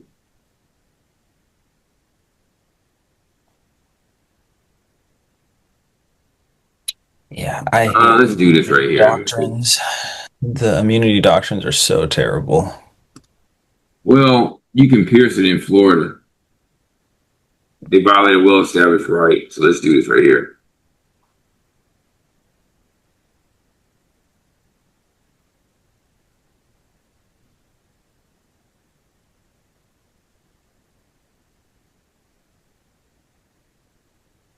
Here's interesting about me. Let's see. For everybody doesn't know, here's Dave buying the property, certificate of sales and titles all the way down through. Clerk sale to him. Quit claim deeds that brought them from him to me. And all this you can get if you just ask for them. Here you go.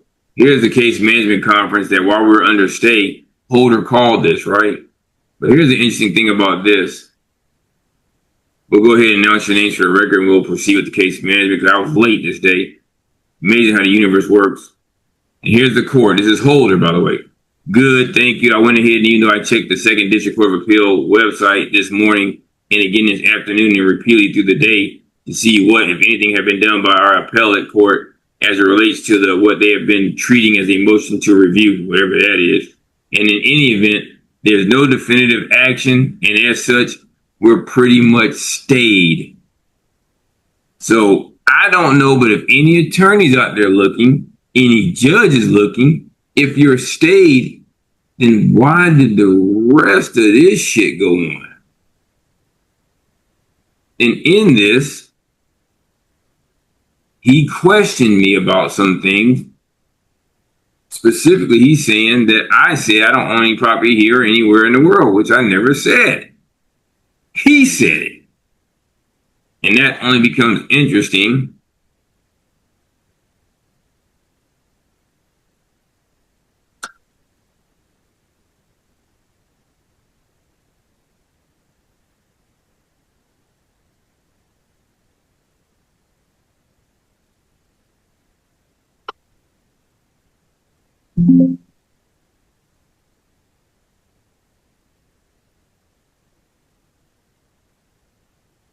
why is Will not here? Okay, you're kidding me.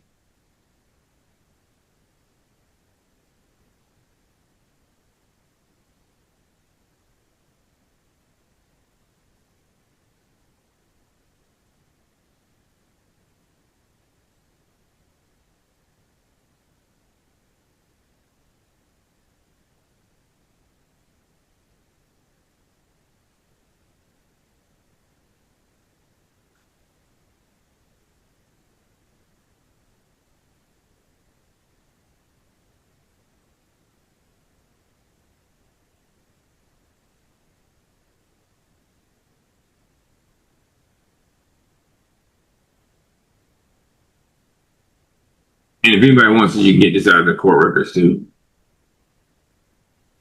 Because and the crazy part is I had brought my own court report. I guess he sent them home that day. And he's the one that really made me lock into needing court reporters. He told the court reporter to put this in the record. Now, this might be a little bit funny. Come on, man. See, he ain't been granted intervener status by this court. We're still waiting a ruling from the Second District Court of Appeals. I felt it might be productive to have a case management conference given the status of this case, as well as other cases you attempted intervener. I know your files in this case, you've indicated you are indigent on the property. Never said that. And yet in your own affidavit, you swear you was owner of the property. The question on the application for indigency is not do you own any property. The question was, do you have any assets? And we all know that a property encumbered by a lien is not an asset. Oh, I did not know that. So it's when somebody... Well, if it wasn't encumbered by a lien, could it have been foreclosed on? Oh, So it's crazy. he claims I own the property to prosecute me, but I didn't own the property to defend it. At least I don't make it up. Having obviously to her, he said you, although you have not been. He said I don't own the property here anywhere in the world. I'll probably get the original because maybe something I've done to this may have screwed it up. That is the case that judges, at least here in Washington, they can review the transcript and ask the stenographer to change stuff. No, that didn't happen in this right here. Okay. And this is going to be interesting because, and he's talking about these other cases that I filed for determination of indigent status just to waive the fees. But and he's going to say that here you go. He was actually in the courtroom for one of my other cases.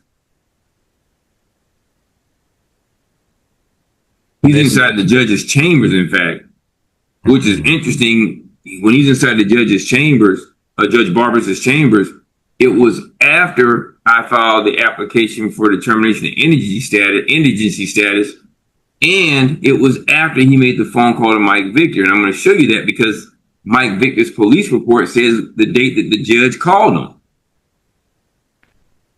Oh, man.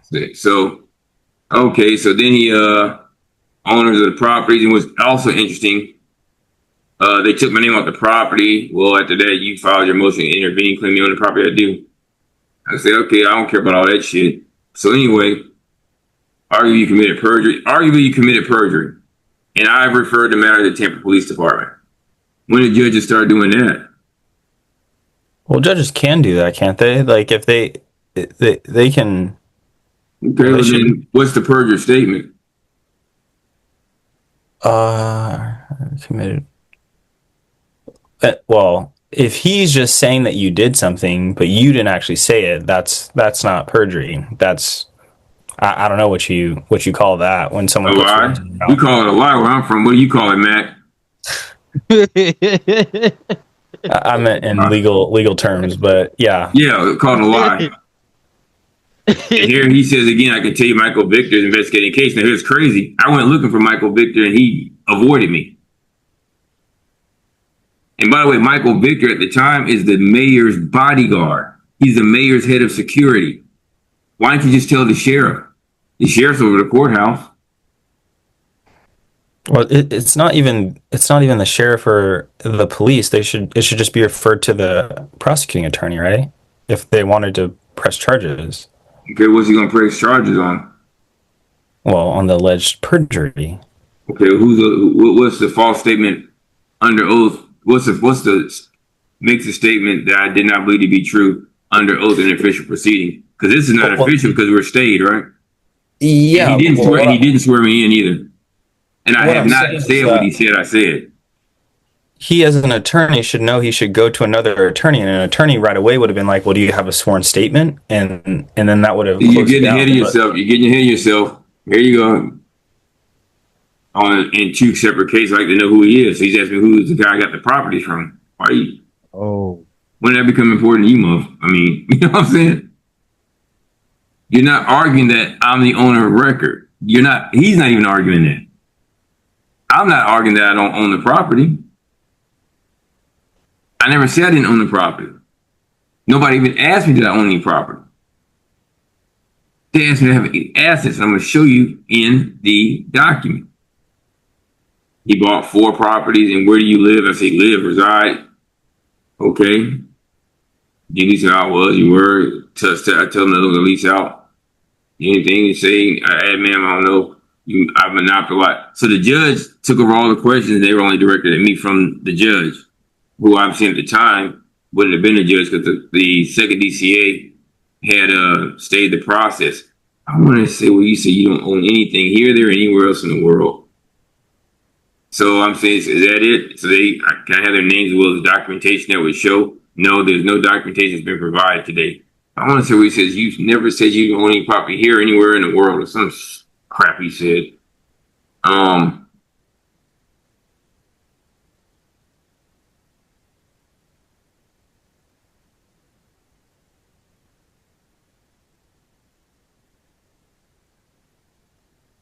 It's like it's doing it by one page at a time. Yeah, that's what the problem is. But he arguably committed perjury, and that's going to be important. Now, don't forget this is on the 27th. I'll go through it some other time and show you, but the bigger part is, because I don't want to eat up too much time going through it, but you can find it. I got to get the original transcript. This date is February 27th. I'll show you why that's important.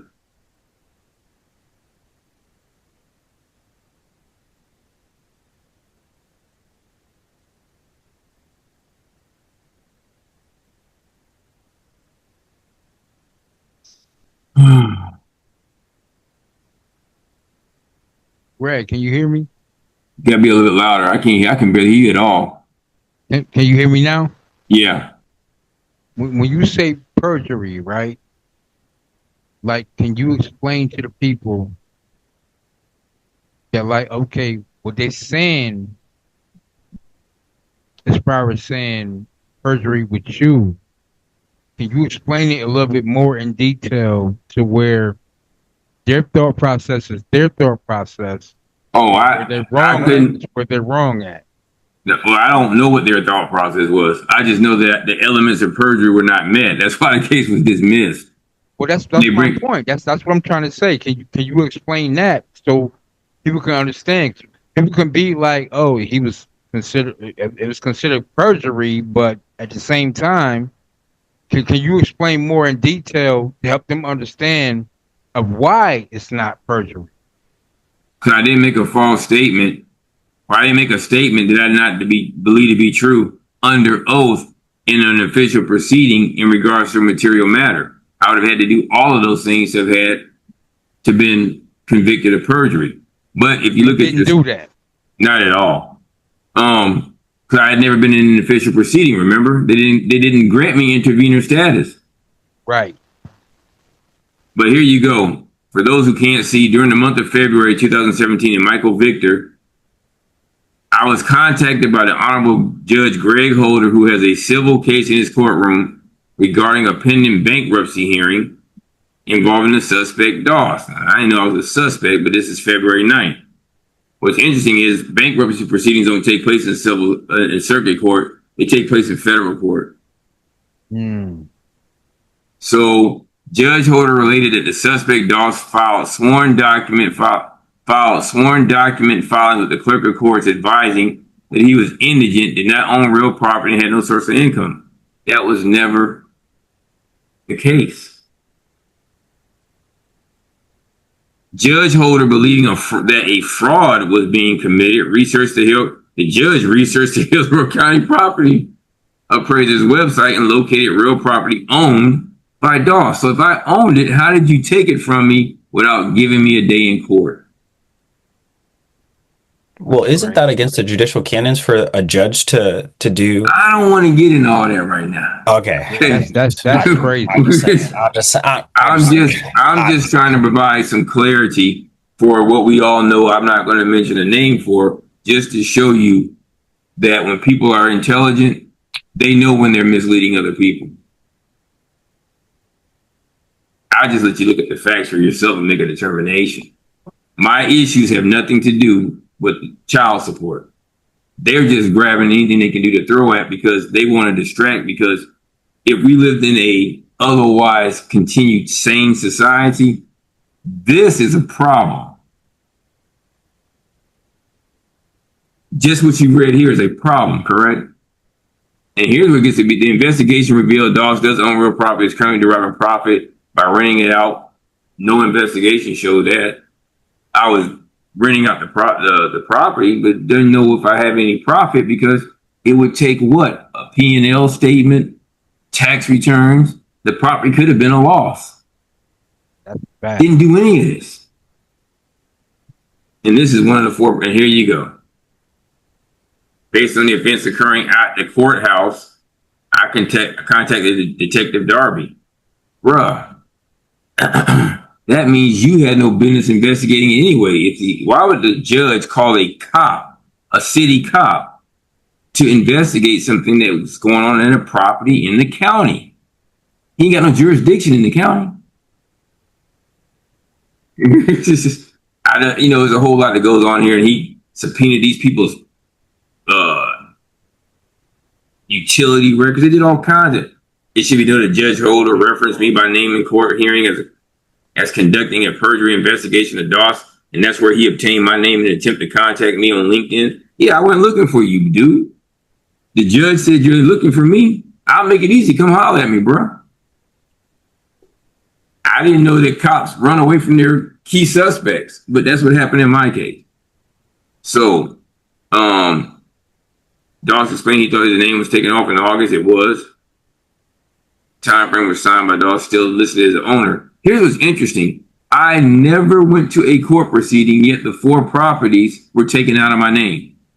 So I don't know what happened to the 5th, 9th, and 14th Amendment of the Constitution, but this didn't apply to my black ass. You know what I'm saying?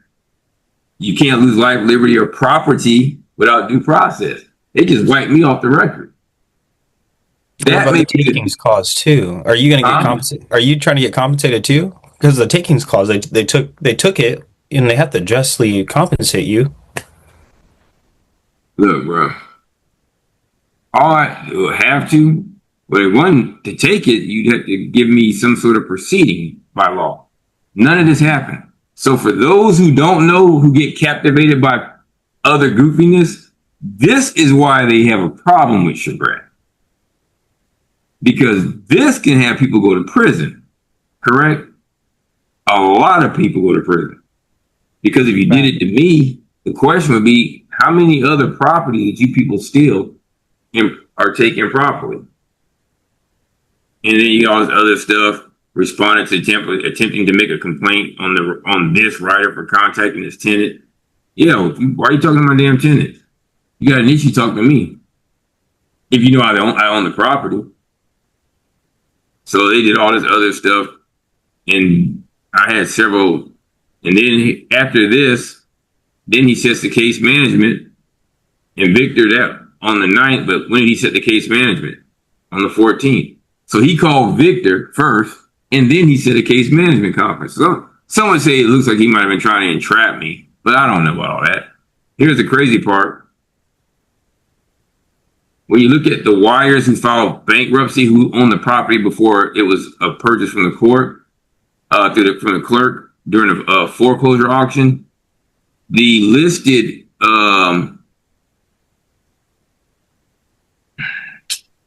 creditor was Bank of America. The bank that foreclosed was Bank of New York Mellon. The bank that loaned the money was Rutland Home Mortgage Company. When did Bank of New York Mellon ever gain standing to bring a foreclosure action? They're not even listed on it. And by the way, don't take my word for it. See the chain of custody for Spinnaker? How do you do this stuff? There's a way that you can. You should be able to just right click on the actual document. Yeah.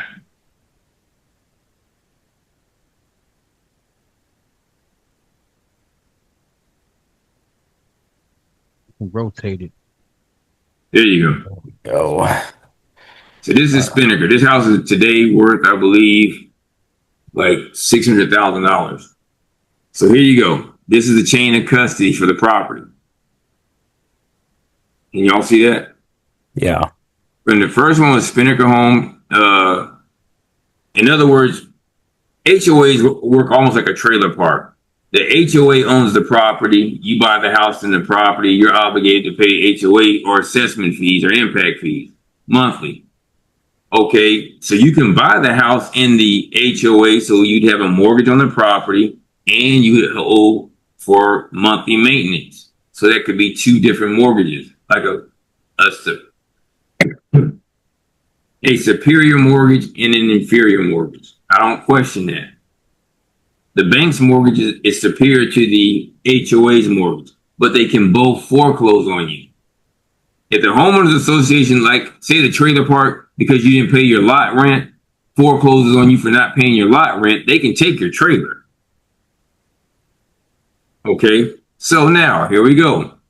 Here you go, Spinnaker Home, Bay Point Investment. You see what they paid for the Spinnaker Cove. Now, you see who loaned the money to the Rotlands? To the Wires. Rotland Home Mortgage Company. They loaned the money. That's clear. Because that's who owned the property. And then Bay Point, Spinnaker sold it to Bay Point. Bay Point gave it to Rotland. Rotland gave it to who? Michael Wire. That's where that mortgage came from. It went from Michael Wire to who? David, who bought the property at a foreclosure, a clerk's foreclosure sale. We saw the certificate of sale and title earlier, remember? That's one of the properties. Then it went from David to who? To you. And it went from me to them, but how did I give it to them if I never signed off on anything? When did they have standing based on the documents? They're nowhere in the chain of title. I'm not arguing that they couldn't possibly have a superior lien. They never proved it. Is that their argument, that they have some sort of relationship with Spin? They're the one. Bank of New York Mellon is the one who foreclosed on the Wires. Oh. But where did you get your standing? So it gets a little bit more intricate, and I had to end up breaking this up. But here you go. See the Bank of New York Mellon lawsuit, verified complaint to foreclose. They're saying that Bank of New York Mellon is a trustee for the Countrywide Alternative Trust. We all know what happened with Countrywide, and one of the reasons why I was so fascinated by Mrs. Harris as the president candidate. She's the one that did the moratorium that stopped all the foreclosures. Countrywide was a part of that moratorium. So now you get all this right here, and they're saying that they own all this, and they did all this other stuff, and they're claiming this is New Penn is doing business at Shell Point, is a servicer for Bank of New York Mellon. But when did Bank of New York Mellon ever get the property? See, none of this was ever brought up in the court, because you see these people here, they filed bankruptcy and had to withdraw as a representing attorneys. What was interesting is one of the partners ended up going to prison for embezzlement. Ooh. No problem. So he's a crook. So here he is. He said he's an associate attorney or counsel for Moore Snyder, in which that he's guaranteeing they have the note. Interesting. The note and the mortgage should always be together. But at any rate, this is in Pennsylvania, so where is the note at the time? We don't know. I think the mortgage might actually be in Tampa. We don't know, because nobody ever made him prove it. What's crazy about it is this Moore Snyder and Whitstead filed bankruptcy and he had to withdraw. But if you go on in here, you'll see the Michael Wire and all of them, but they bought the property from Rotland Home Mortgage Company. All these endorsements, we don't even know if these are real endorsements. The lines, which is added, but Rotland, nowhere do you see Bank of New York Mellon anywhere in here. I'm not saying they didn't at some time acquire it, but where? Universal American Mortgage Company, nowhere did they show that they had standing to foreclose. What's even more interesting is once this guy, they filed bankruptcy, a new law firm took over for him, right? The new law firm never got permission from the court to proceed. So are you potentially pointing out that the county did something wrong? Because you acquired the property from a county or a government. From Dave, who bought it from the county. Oh, okay. Dave bought the property.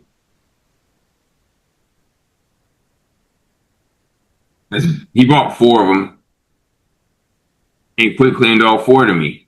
Nothing's illegal by him buying a property from an auction, because either the clerk made a legitimate sale or the clerk sold stolen property. That's what I was asking. So here you go. Certificate of title. Here's a certificate of sale. Certifies a public sale of the property, which is Spinnaker, but times 4. So I had 4 properties. Who owns the property now? Well, you do, because you said no. Who owns it? When he got it from David. David owns it, and then David quit claimed it to me, right? Yeah. Is there any law broken? No. Oh. Okay. Not at all.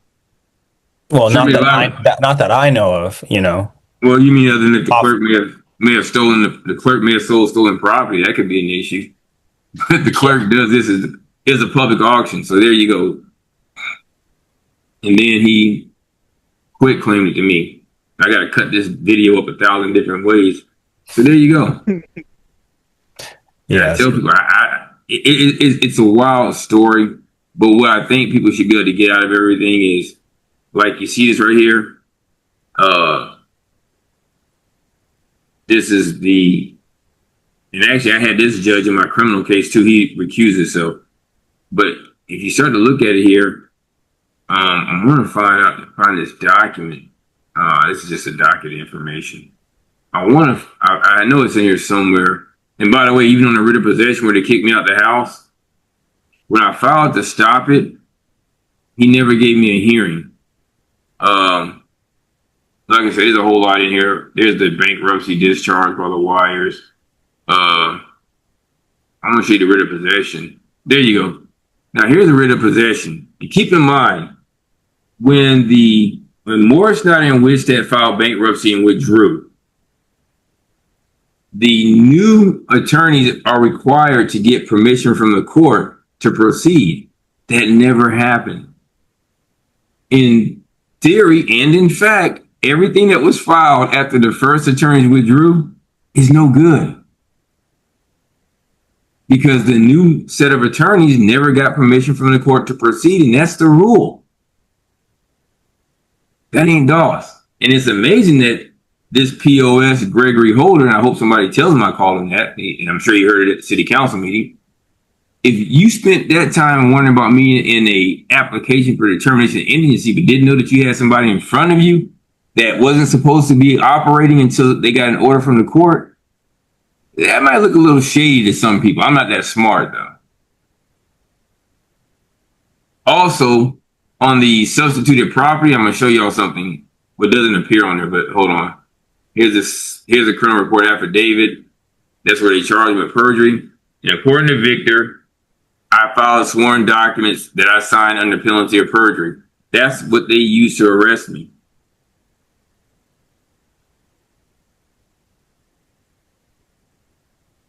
We don't have any documents that I ever signed under penalty of perjury stating I don't own any property or have a source of income. They don't exist. And he doesn't even have a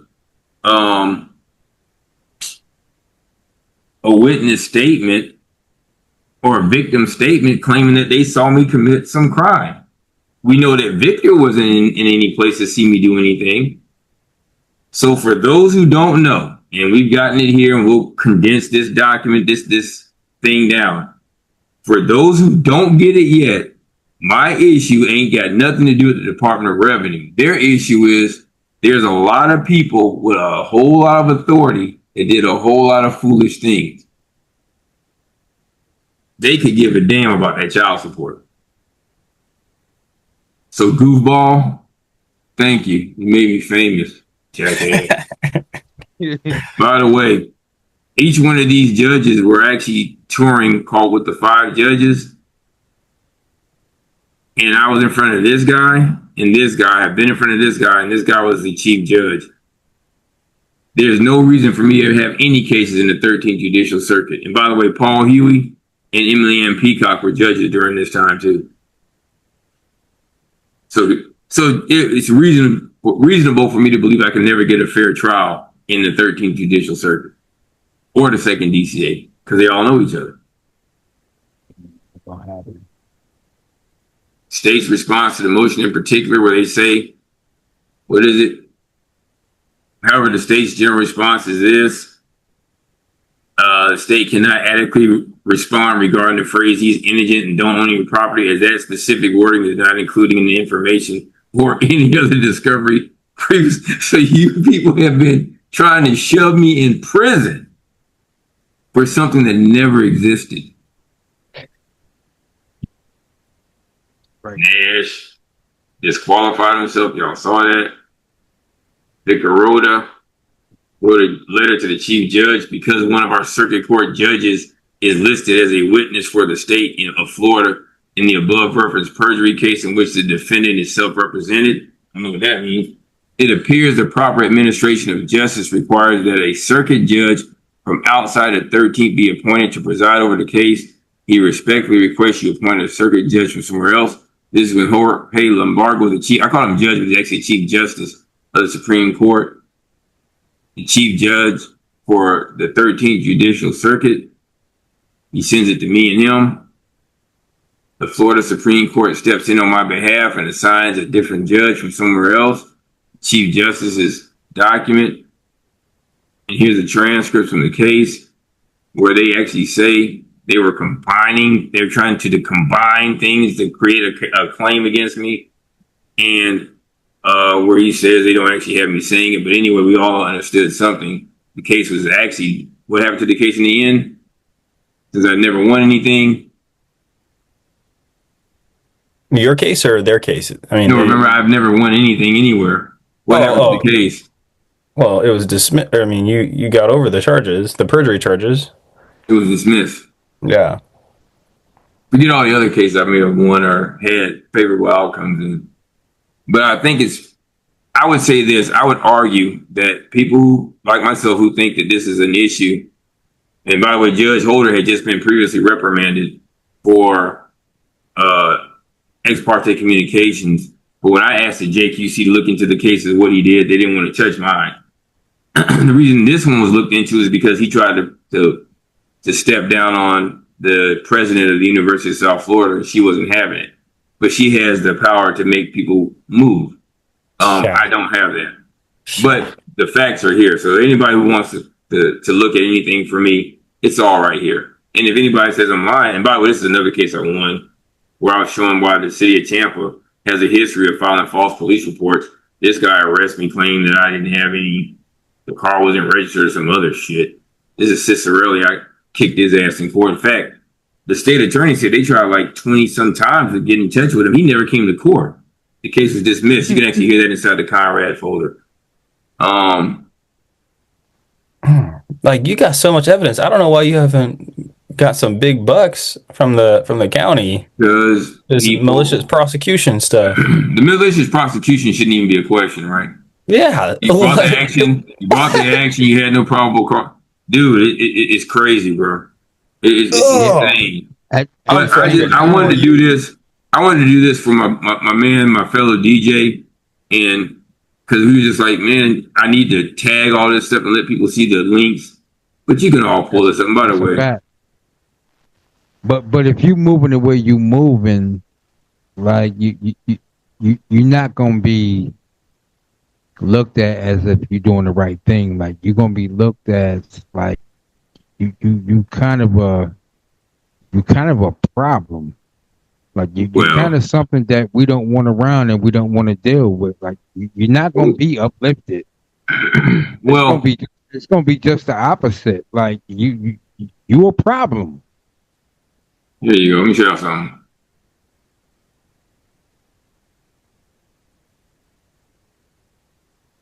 And their problem with me ain't child support one more time, is it? They don't care about that child support shit. Yeah. Don't say just child support, because that's not the problem. Now, see, the substitution of counsel, Bank of New York Mellon as trustee, hereby moves to substitute the undersigned counsel of the record. The firm Bush, White, and Norton has been obtained to assume legal representation. So that's cool to be substituting, but you still need an order from the count. If it's an attorney from the same firm, they can change. When it's an attorney from a different firm, you need an order from the court. Y'all look that up. Don't take my word for it. Appearance by an attorney may appear in a proceeding, substitution of counsel, but only by order of the court and with written consent of the client filed with the court. There's no order. But here's what's even more interesting, and I'm not smart like all you smart people like y'all and people who done so much talking, but Michael Wire, just for reference, see Michael Wire in Spinnaker? We know he lived at Spinnaker, that's the property. Y'all see Michael Wire's name at the bottom of that list right there? Yeah. Oh. I actually don't. Is it supposed to be there? Yeah, if they're substituting for him. So maybe that's the problem, bro. And this happened 5 times. I mean, 4 times, people. I mean, what do you want at the end of this? Be on my shit back. Okay. Reasonable. Well, the thing is, it's still procedural because they took property from Chagret Doss, and Chagret Doss has never been to court. They just wiped my name off the books. Wonder what's in those 7,000 emails now, don't we? Yeah. Wait, you never got those, or you know that they exist, but you never got them? Well, they wanted $10,000, but why would I have to ask for $10,000, pay $10,000 when I asked for them in discovery when you were prosecuting me?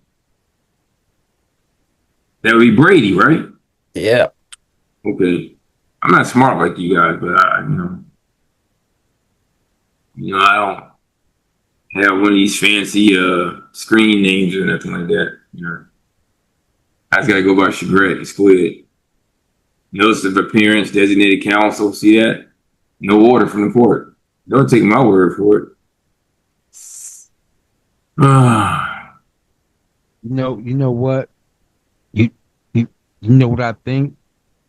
I still can't hear you. You gotta move closer to your document, to your thing. To answer the question of what he asked. Which one? I think it's more of a like, and he probably would agree. Like just Greg being Greg, like it's not more of a want. It's just more of a like I just would never lay down and let y'all have y'all way. Like I'm not even built like that. Now that's different. I am that 1 in 10,000. Oh yeah. No. I'm Django. Yeah. I'm Django. Okay. But I'm willing to. I'm willing to not resolve. disrespecting his question. I know what he was asking, and I know. Okay. I just think Greg is just more of a like till I hit the grave. Like this fight is this fight. Like it is what it is. When you say like what do you want? It's not more of a want. It's just more of a we gonna do this until I hit the dirt. Or we can resolve it. I'm not trying to be famous. You think they will resolve it though? I don't know. Like you would think that what I would think is if people take the time to let other people know, like politicians, people like become more civically active, then these kind of things would be less likely to go on. Because they say publicity is the soul of justice. You see, I get 3 times the actual value. So let's go to Zillow and see what kind of numbers we're talking about. Oh, you're talking about triple? You get triple damages? Yeah, so let's go to Zillow. So that makes me question. So do you think that like as far as faith goes, that people will have faith in humanity and do the right things? So that's what Zillow. That's what they say this is worth. Times 3. Spinnaker. Okay, 1.5 mil. Okay, not to mention, how did you sell it to whoever has it now? If you never divested me of ownership, how did it clear title?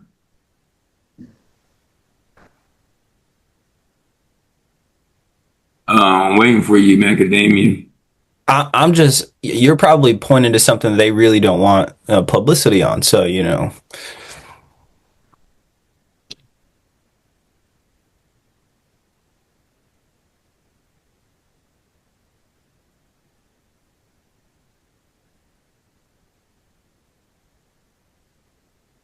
This is my other property. Oh, another almost 1.5 mil. Okay.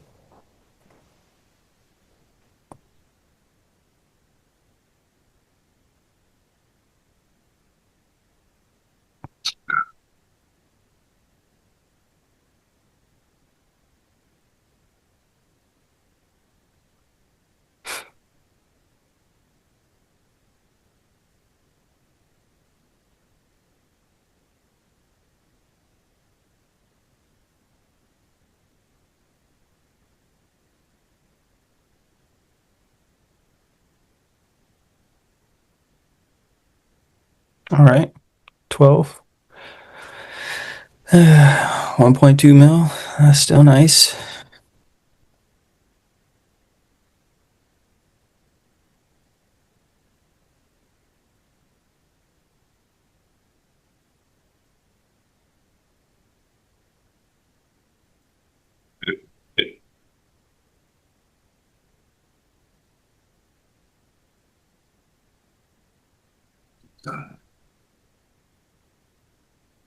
That's not their address.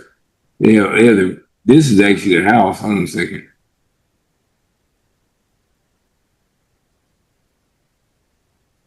See, try to get my right property because I think it's 127 Bramfield.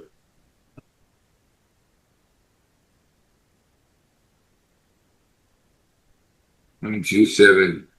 Oh, there it is.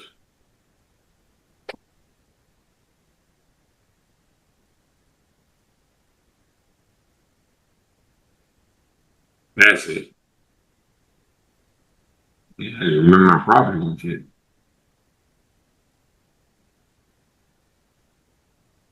Never had a day in court, yet lost all three properties. All four properties. Not one day in court.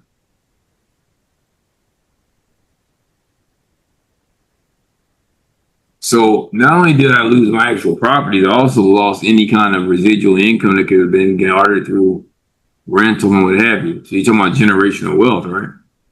Yeah. That's like 5 mil that you just lost. Well, when you do the triple to all of them. And pain and suffering. Not to Yeah. mention they were ready to shoot me to get me out of Spinnaker. Mm. They came 7 deep. I didn't do anything. I just said, y'all here to put on a writ of possession, right?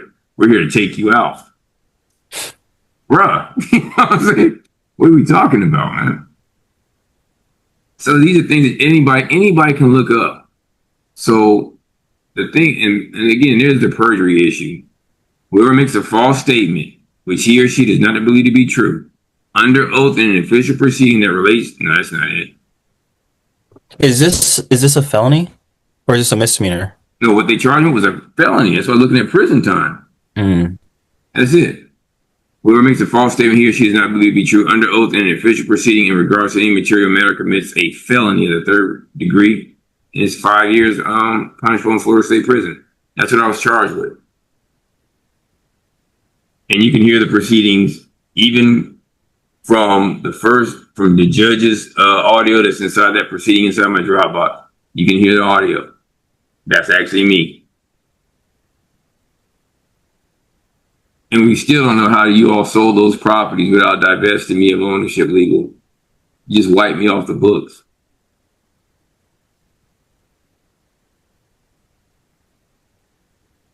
So So is this case in federal or state case?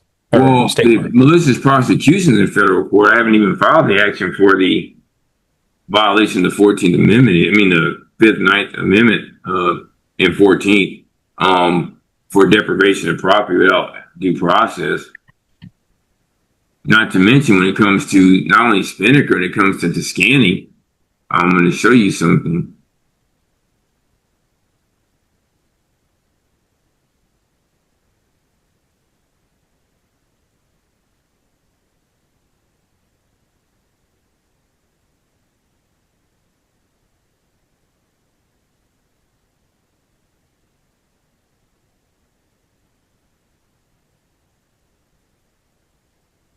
Five years, right? From the default date, right?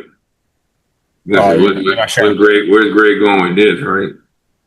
You're not sharing right now. I just see you. Oh, my bad.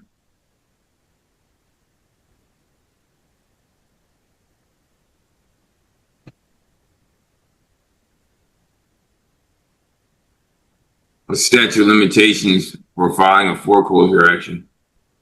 Yeah, 5 years. The default, right?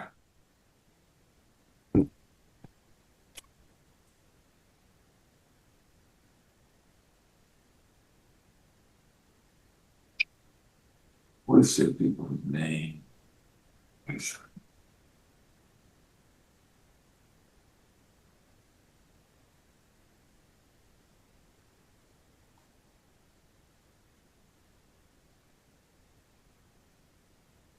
I mean, come on.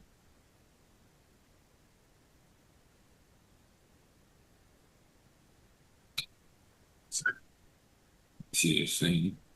Oh, they were talking clear side, right? I'm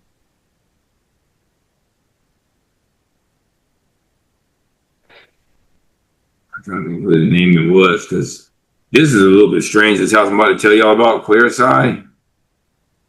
The people who used to own it just, from my understanding, just disappeared. I don't know what that's just about. In DJ Square, it really doesn't want to know. That was weird.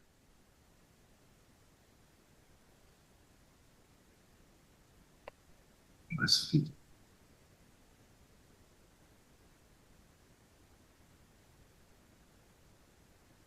That's not it.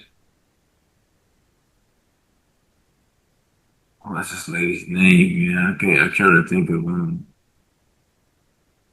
what was this lady's fucking name? Go back. Sorry, people. What is her name?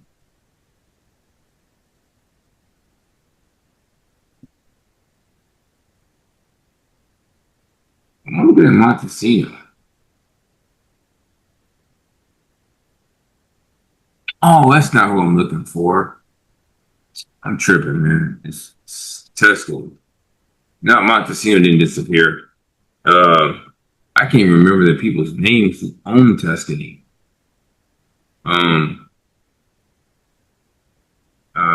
Shoot.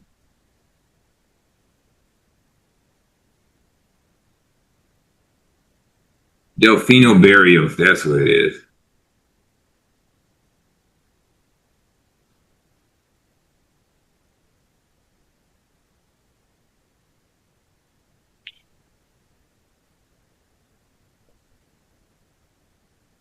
So how long ago did you get dispossessed of your properties?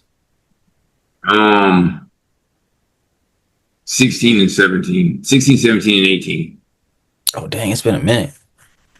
Yeah, so I think if nothing else, even if you don't want to give me back the properties, I probably have a pretty good amount of money for market value for rent and lost everything else.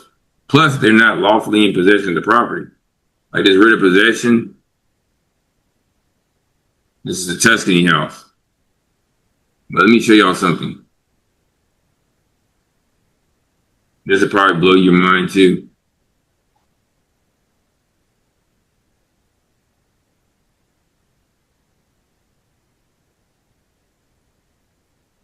What's the statute of limitations? 5 years.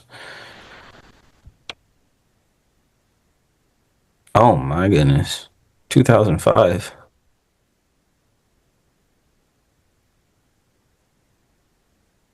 May 1st, right? 2010. 2010, yeah. The default exists for the payment May 1st, 2010. How many years again? 5 years. Yeah, they didn't operate with due diligence, so they lost their opportunity, even if they did have a legitimate claim. And they could even bring it back, but when did they file it? Ooh, I don't know. When did they? What was that? I don't remember. 2016? No. Oh, 2015. Sorry, right in front of me. What day? What month? Is that September 16th? 5 years from that would be May 1st, 2015, right? Yeah. So they got a problem, right? So what would happen to the order for this? What does that make this order? Void, right? Oh, Void, right? Yeah, void. Well, shouldn't you just be able to void that out and then all your problems go away? They would not allow me, but they sold the property, which comes back to the bigger question. How did you sell the property if you didn't properly divest me of ownership and you have a void? That's a facial void, isn't it? You can just look at the docket. You know, when it's facial, there's no excuse, right? And by the way, that means they never went to court and even presented to the court that, hey, judge, this happened this way. So do you think they really care about me helping y'all with child support? You know, they had to just throw something at the wall, right? To kind of get my attention off of all this stuff. Mm. deflection. There you go. There's plenty more, and we can go on to some of the other stuff that I've done, but I'm pretty sure that people would be upset to know that they're still in houses. And the crazy thing is, all of these properties were properties that were part of that mortgage foreclosure crisis in 2000. So, these are the properties that the taxpayers bailed out the insurance companies, even though the insurance companies paid the banks when the property had been foreclosed. Had been defaulted. And you can't get the money through insurance and keep the property, because would be unjust enrichment, right? You can't have the money in the property. So you're talking about times 4 with me, right? Yeah. No idea would say, hey, even if they said, okay, Macadamia owns a house, Mac owns a house. Mac owed us X number of dollars. The insurance company gave us 80%. Hey, Greg, you need to shoot us at 20%. Now, Greg could give you that and say, get it like drag. All they could do is lean up the property. They couldn't put me in the streets. Right? Yeah. So there you go, people. My issues are a lot different than child support, although the child support successes are there. And those child support additional actions have nothing to do with the merits of the case. I just don't give a damn. But my litigation record is pretty extensive, I guess we can see, right? Yes, sir. Child support being child support. I can't hear him at all. With child support being child support and you getting past that, do you feel like... One more. Your mic is down. Turn your mic up. Turn up your levels on your mic. Hold on. Can you hear me better now? Yeah. With the actions of child support being child support and you dealing with that, though, do you feel like on the outside of that, you dealing with certain situations, do you feel like that's a retaliation of everything that's going on in your life? Oh, you mean the letter, the whole not wanting to get the orders for? Well, I think that there's some retaliation. Period. Oh yeah, without doubt, without doubt. But the retaliation because of what I not only did with Holder, but it's not only so much of what I've done; it's actually what I know, and can reasonably articulate. And I'm pretty sure we all know that they wouldn't want no jury to hear any of this, right? You can't. Behind what you know, do you feel like you're being targeted? Of course. And I'm being targeted. I'm probably being more targeted because they would rather me not. They don't want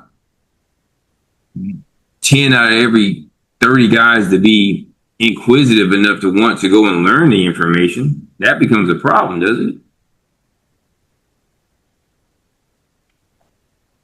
I know. I just wanted the people to know. I'm not being funny, but what if 10% of everybody in every county had the same basic understanding of the law that I do? Can I hear accountability? And I'm not just talking about the law as it relates to child support or this other stuff. I mean, just your Constitution. The importance of your voting. They don't want people politically involved and politically engaged. I'm positive they don't want people running up into the, what do you call that thing? They probably don't want people running downtown to their city council meetings acting like I do in there either, right? And definitely don't want them acting like Crockman acts in there. I'm just, keeping 1 million. And for those who don't know, I don't know if you can do, if the channel allows me to do that, but let's do like this, Or even more, you extend your hand and reaching out to people to the point to where they can understand, like, nope, they would not want 100 of you in every city. I don't think they would want that either. But if people have not taken the time to study my channel, so to speak, y'all see the channel with the courtroom battles and stuff. So anybody who wants to just watch what I've done inside of courtrooms, hear stuff with all kinds of cases and things that I've said, and I don't know, this shouldn't even be in here.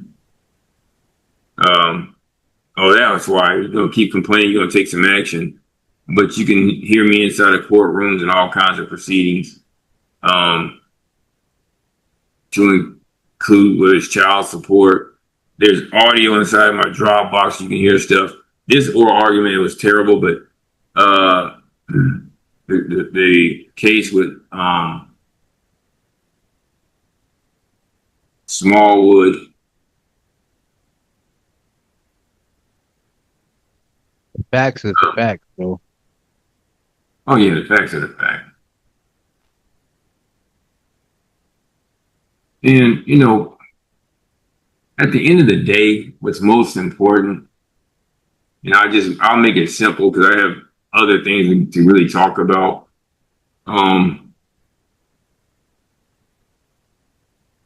Get that I had to go and file for. I just want them to give me the order that I'm entitled to. But for those who didn't know, real quick, when was the case filed, Macadamia? Which one? This case you're looking at here. Is it? Does it say it somewhere? Are you? Oh, my bad. Wait a minute. You should be looking at The YouTube screen. That's what I'm looking at.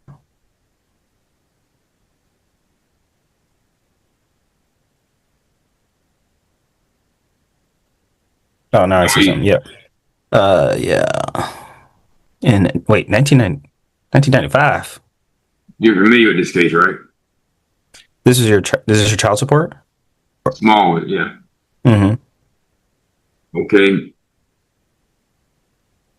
What happened in February of kind of what happened? amended petition. I don't know what happened there. It says converted event, amended petition. You amended. How many days? Is it more than 120 days between this date and this date? Oh, yeah, a lot. Yeah. What's the rule? With regards to amending a complaint, Amending complaint or service of process? How many days do you have to serve process? I mean, isn't it 14 days? 30 days for a lawsuit, right? 120. Oh, 20. how many days to answer a complaint? Oh, yeah, I thought it was 20 days. Initials. Otherwise, you can get a summary judgment or a default. 120. Whoa. 20. Defendant typically has 20 days To respond. So if you don't do it, and this rule is different now than it was then, but it's still the same thing.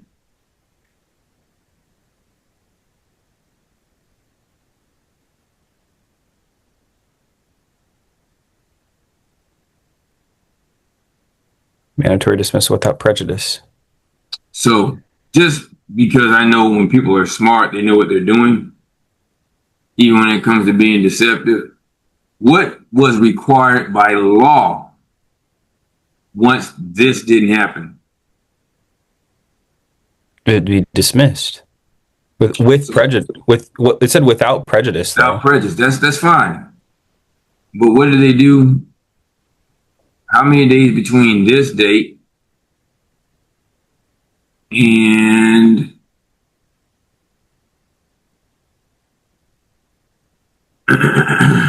this date? More than 120? Yeah. Pretty interesting. Yeah, not following the In rules. between this date and this date, more than 120. Oh yeah. So what would it make this order if the mother or the petitioning party did not have minimal contact with the state of Florida? Void. But Void. you know, we've talked about subrogation. Well, I know, but subrogation wouldn't work if there's no minimum contact. Oh, I know what you're looking for. Hold on. Let's do this. I don't like to. You're trying to be funny. Macadamia's trying to be funny. He's not asleep.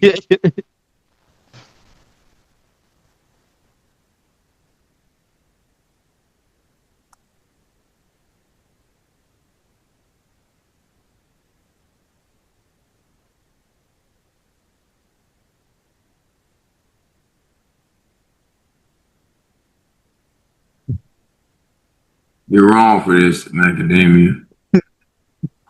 I was just asking a question. You know, there's this magic word called subrogation that gives the state the ability to do whatever they want, apparently. For a person in their state, right? Should be. No, in their state. That'd be a different question, right? In their state. In their state. Yeah, in their state, they should. So it should. If the person that is pursuing it is from a foreign state, which state would have to serve process? Oh, Terry Parks. Okay. Oh, my bad. Oh.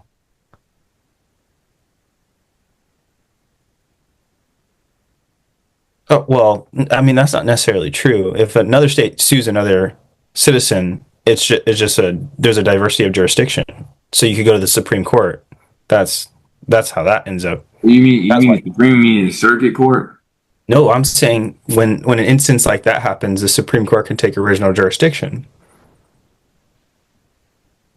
That's why states don't do that. Start from where it start from.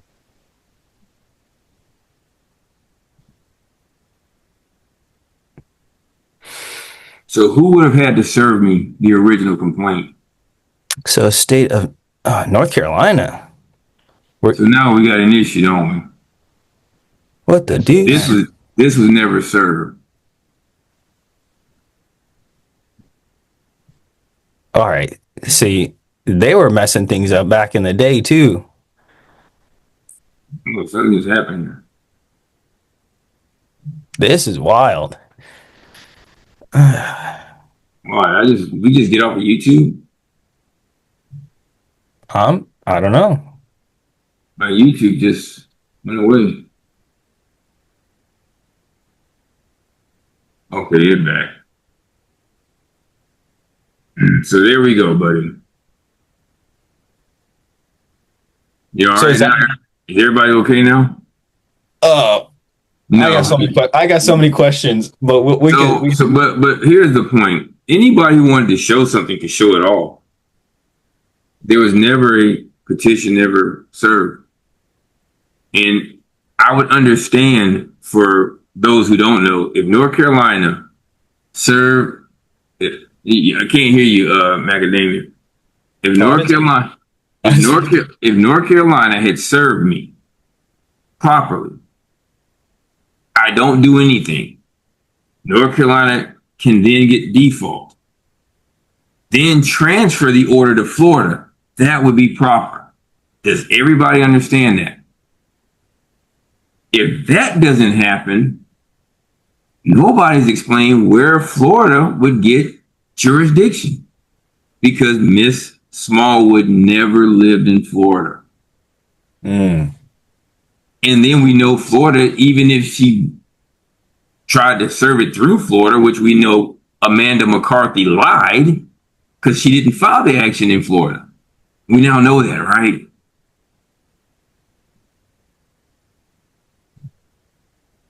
You okay, Macadamia?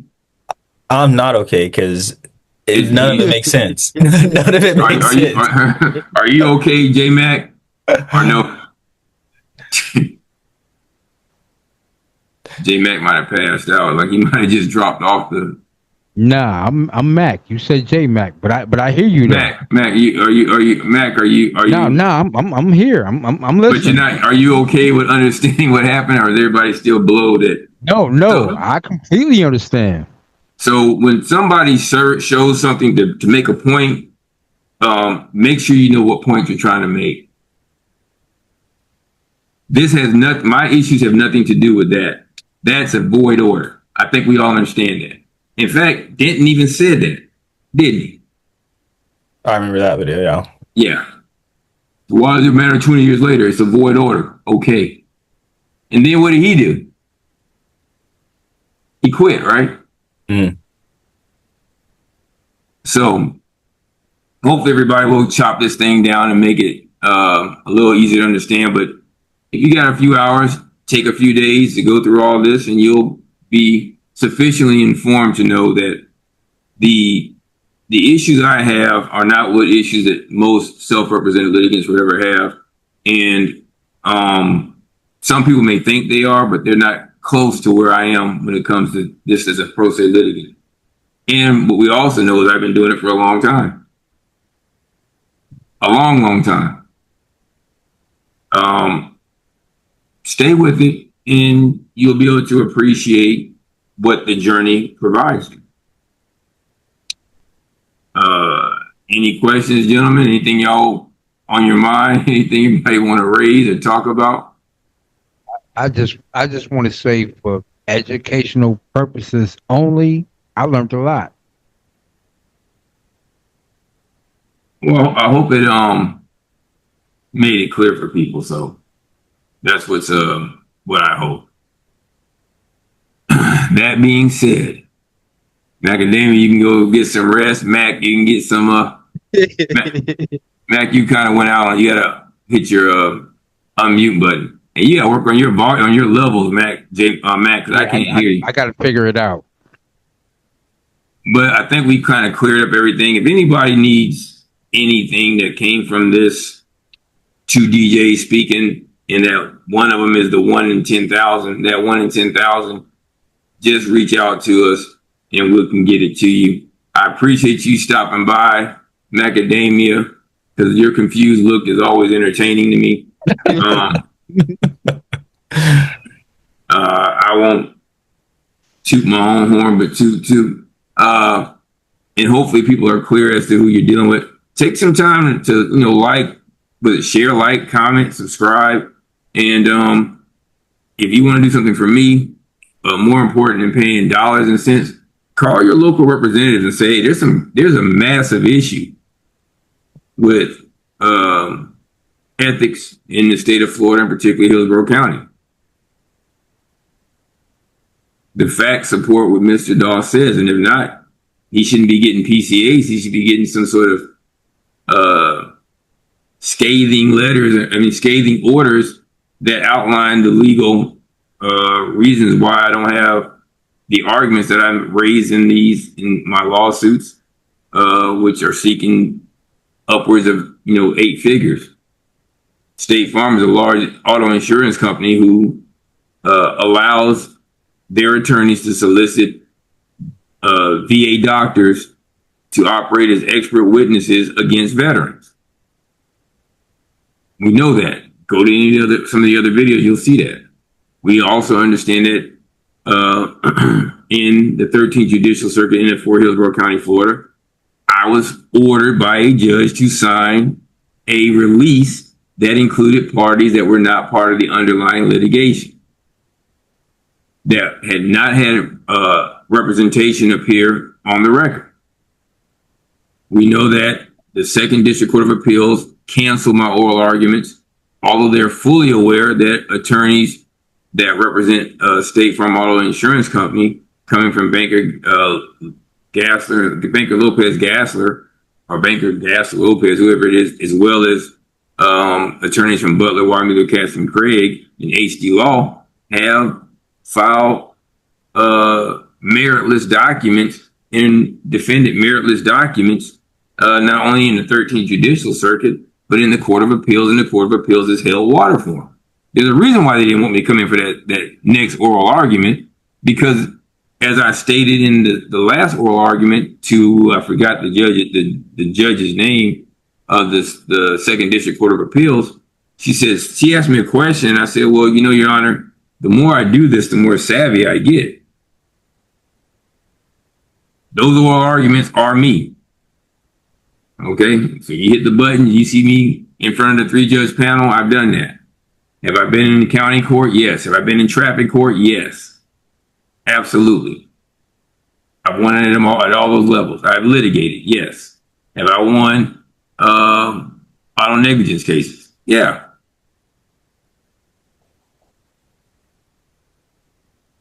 So, that being said, thank you to Mac, DJ Mac, and Macadamia. But it's always important. Sometimes it's not about right or wrong. More importantly, it's about clarity. You never reach resolution if you're not willing to engage in honest dialogue. Even if the dialogue is with yourself. Take time to hug the person you love the person you hug on behalf of,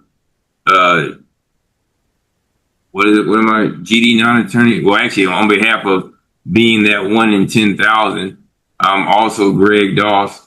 I'm also DJ Squid. And I'm saying also on behalf of, there we go, GD non-attorney pro se consultants. I'm saying peace. I'm saying chicken grease. Y'all take care, and I'm out.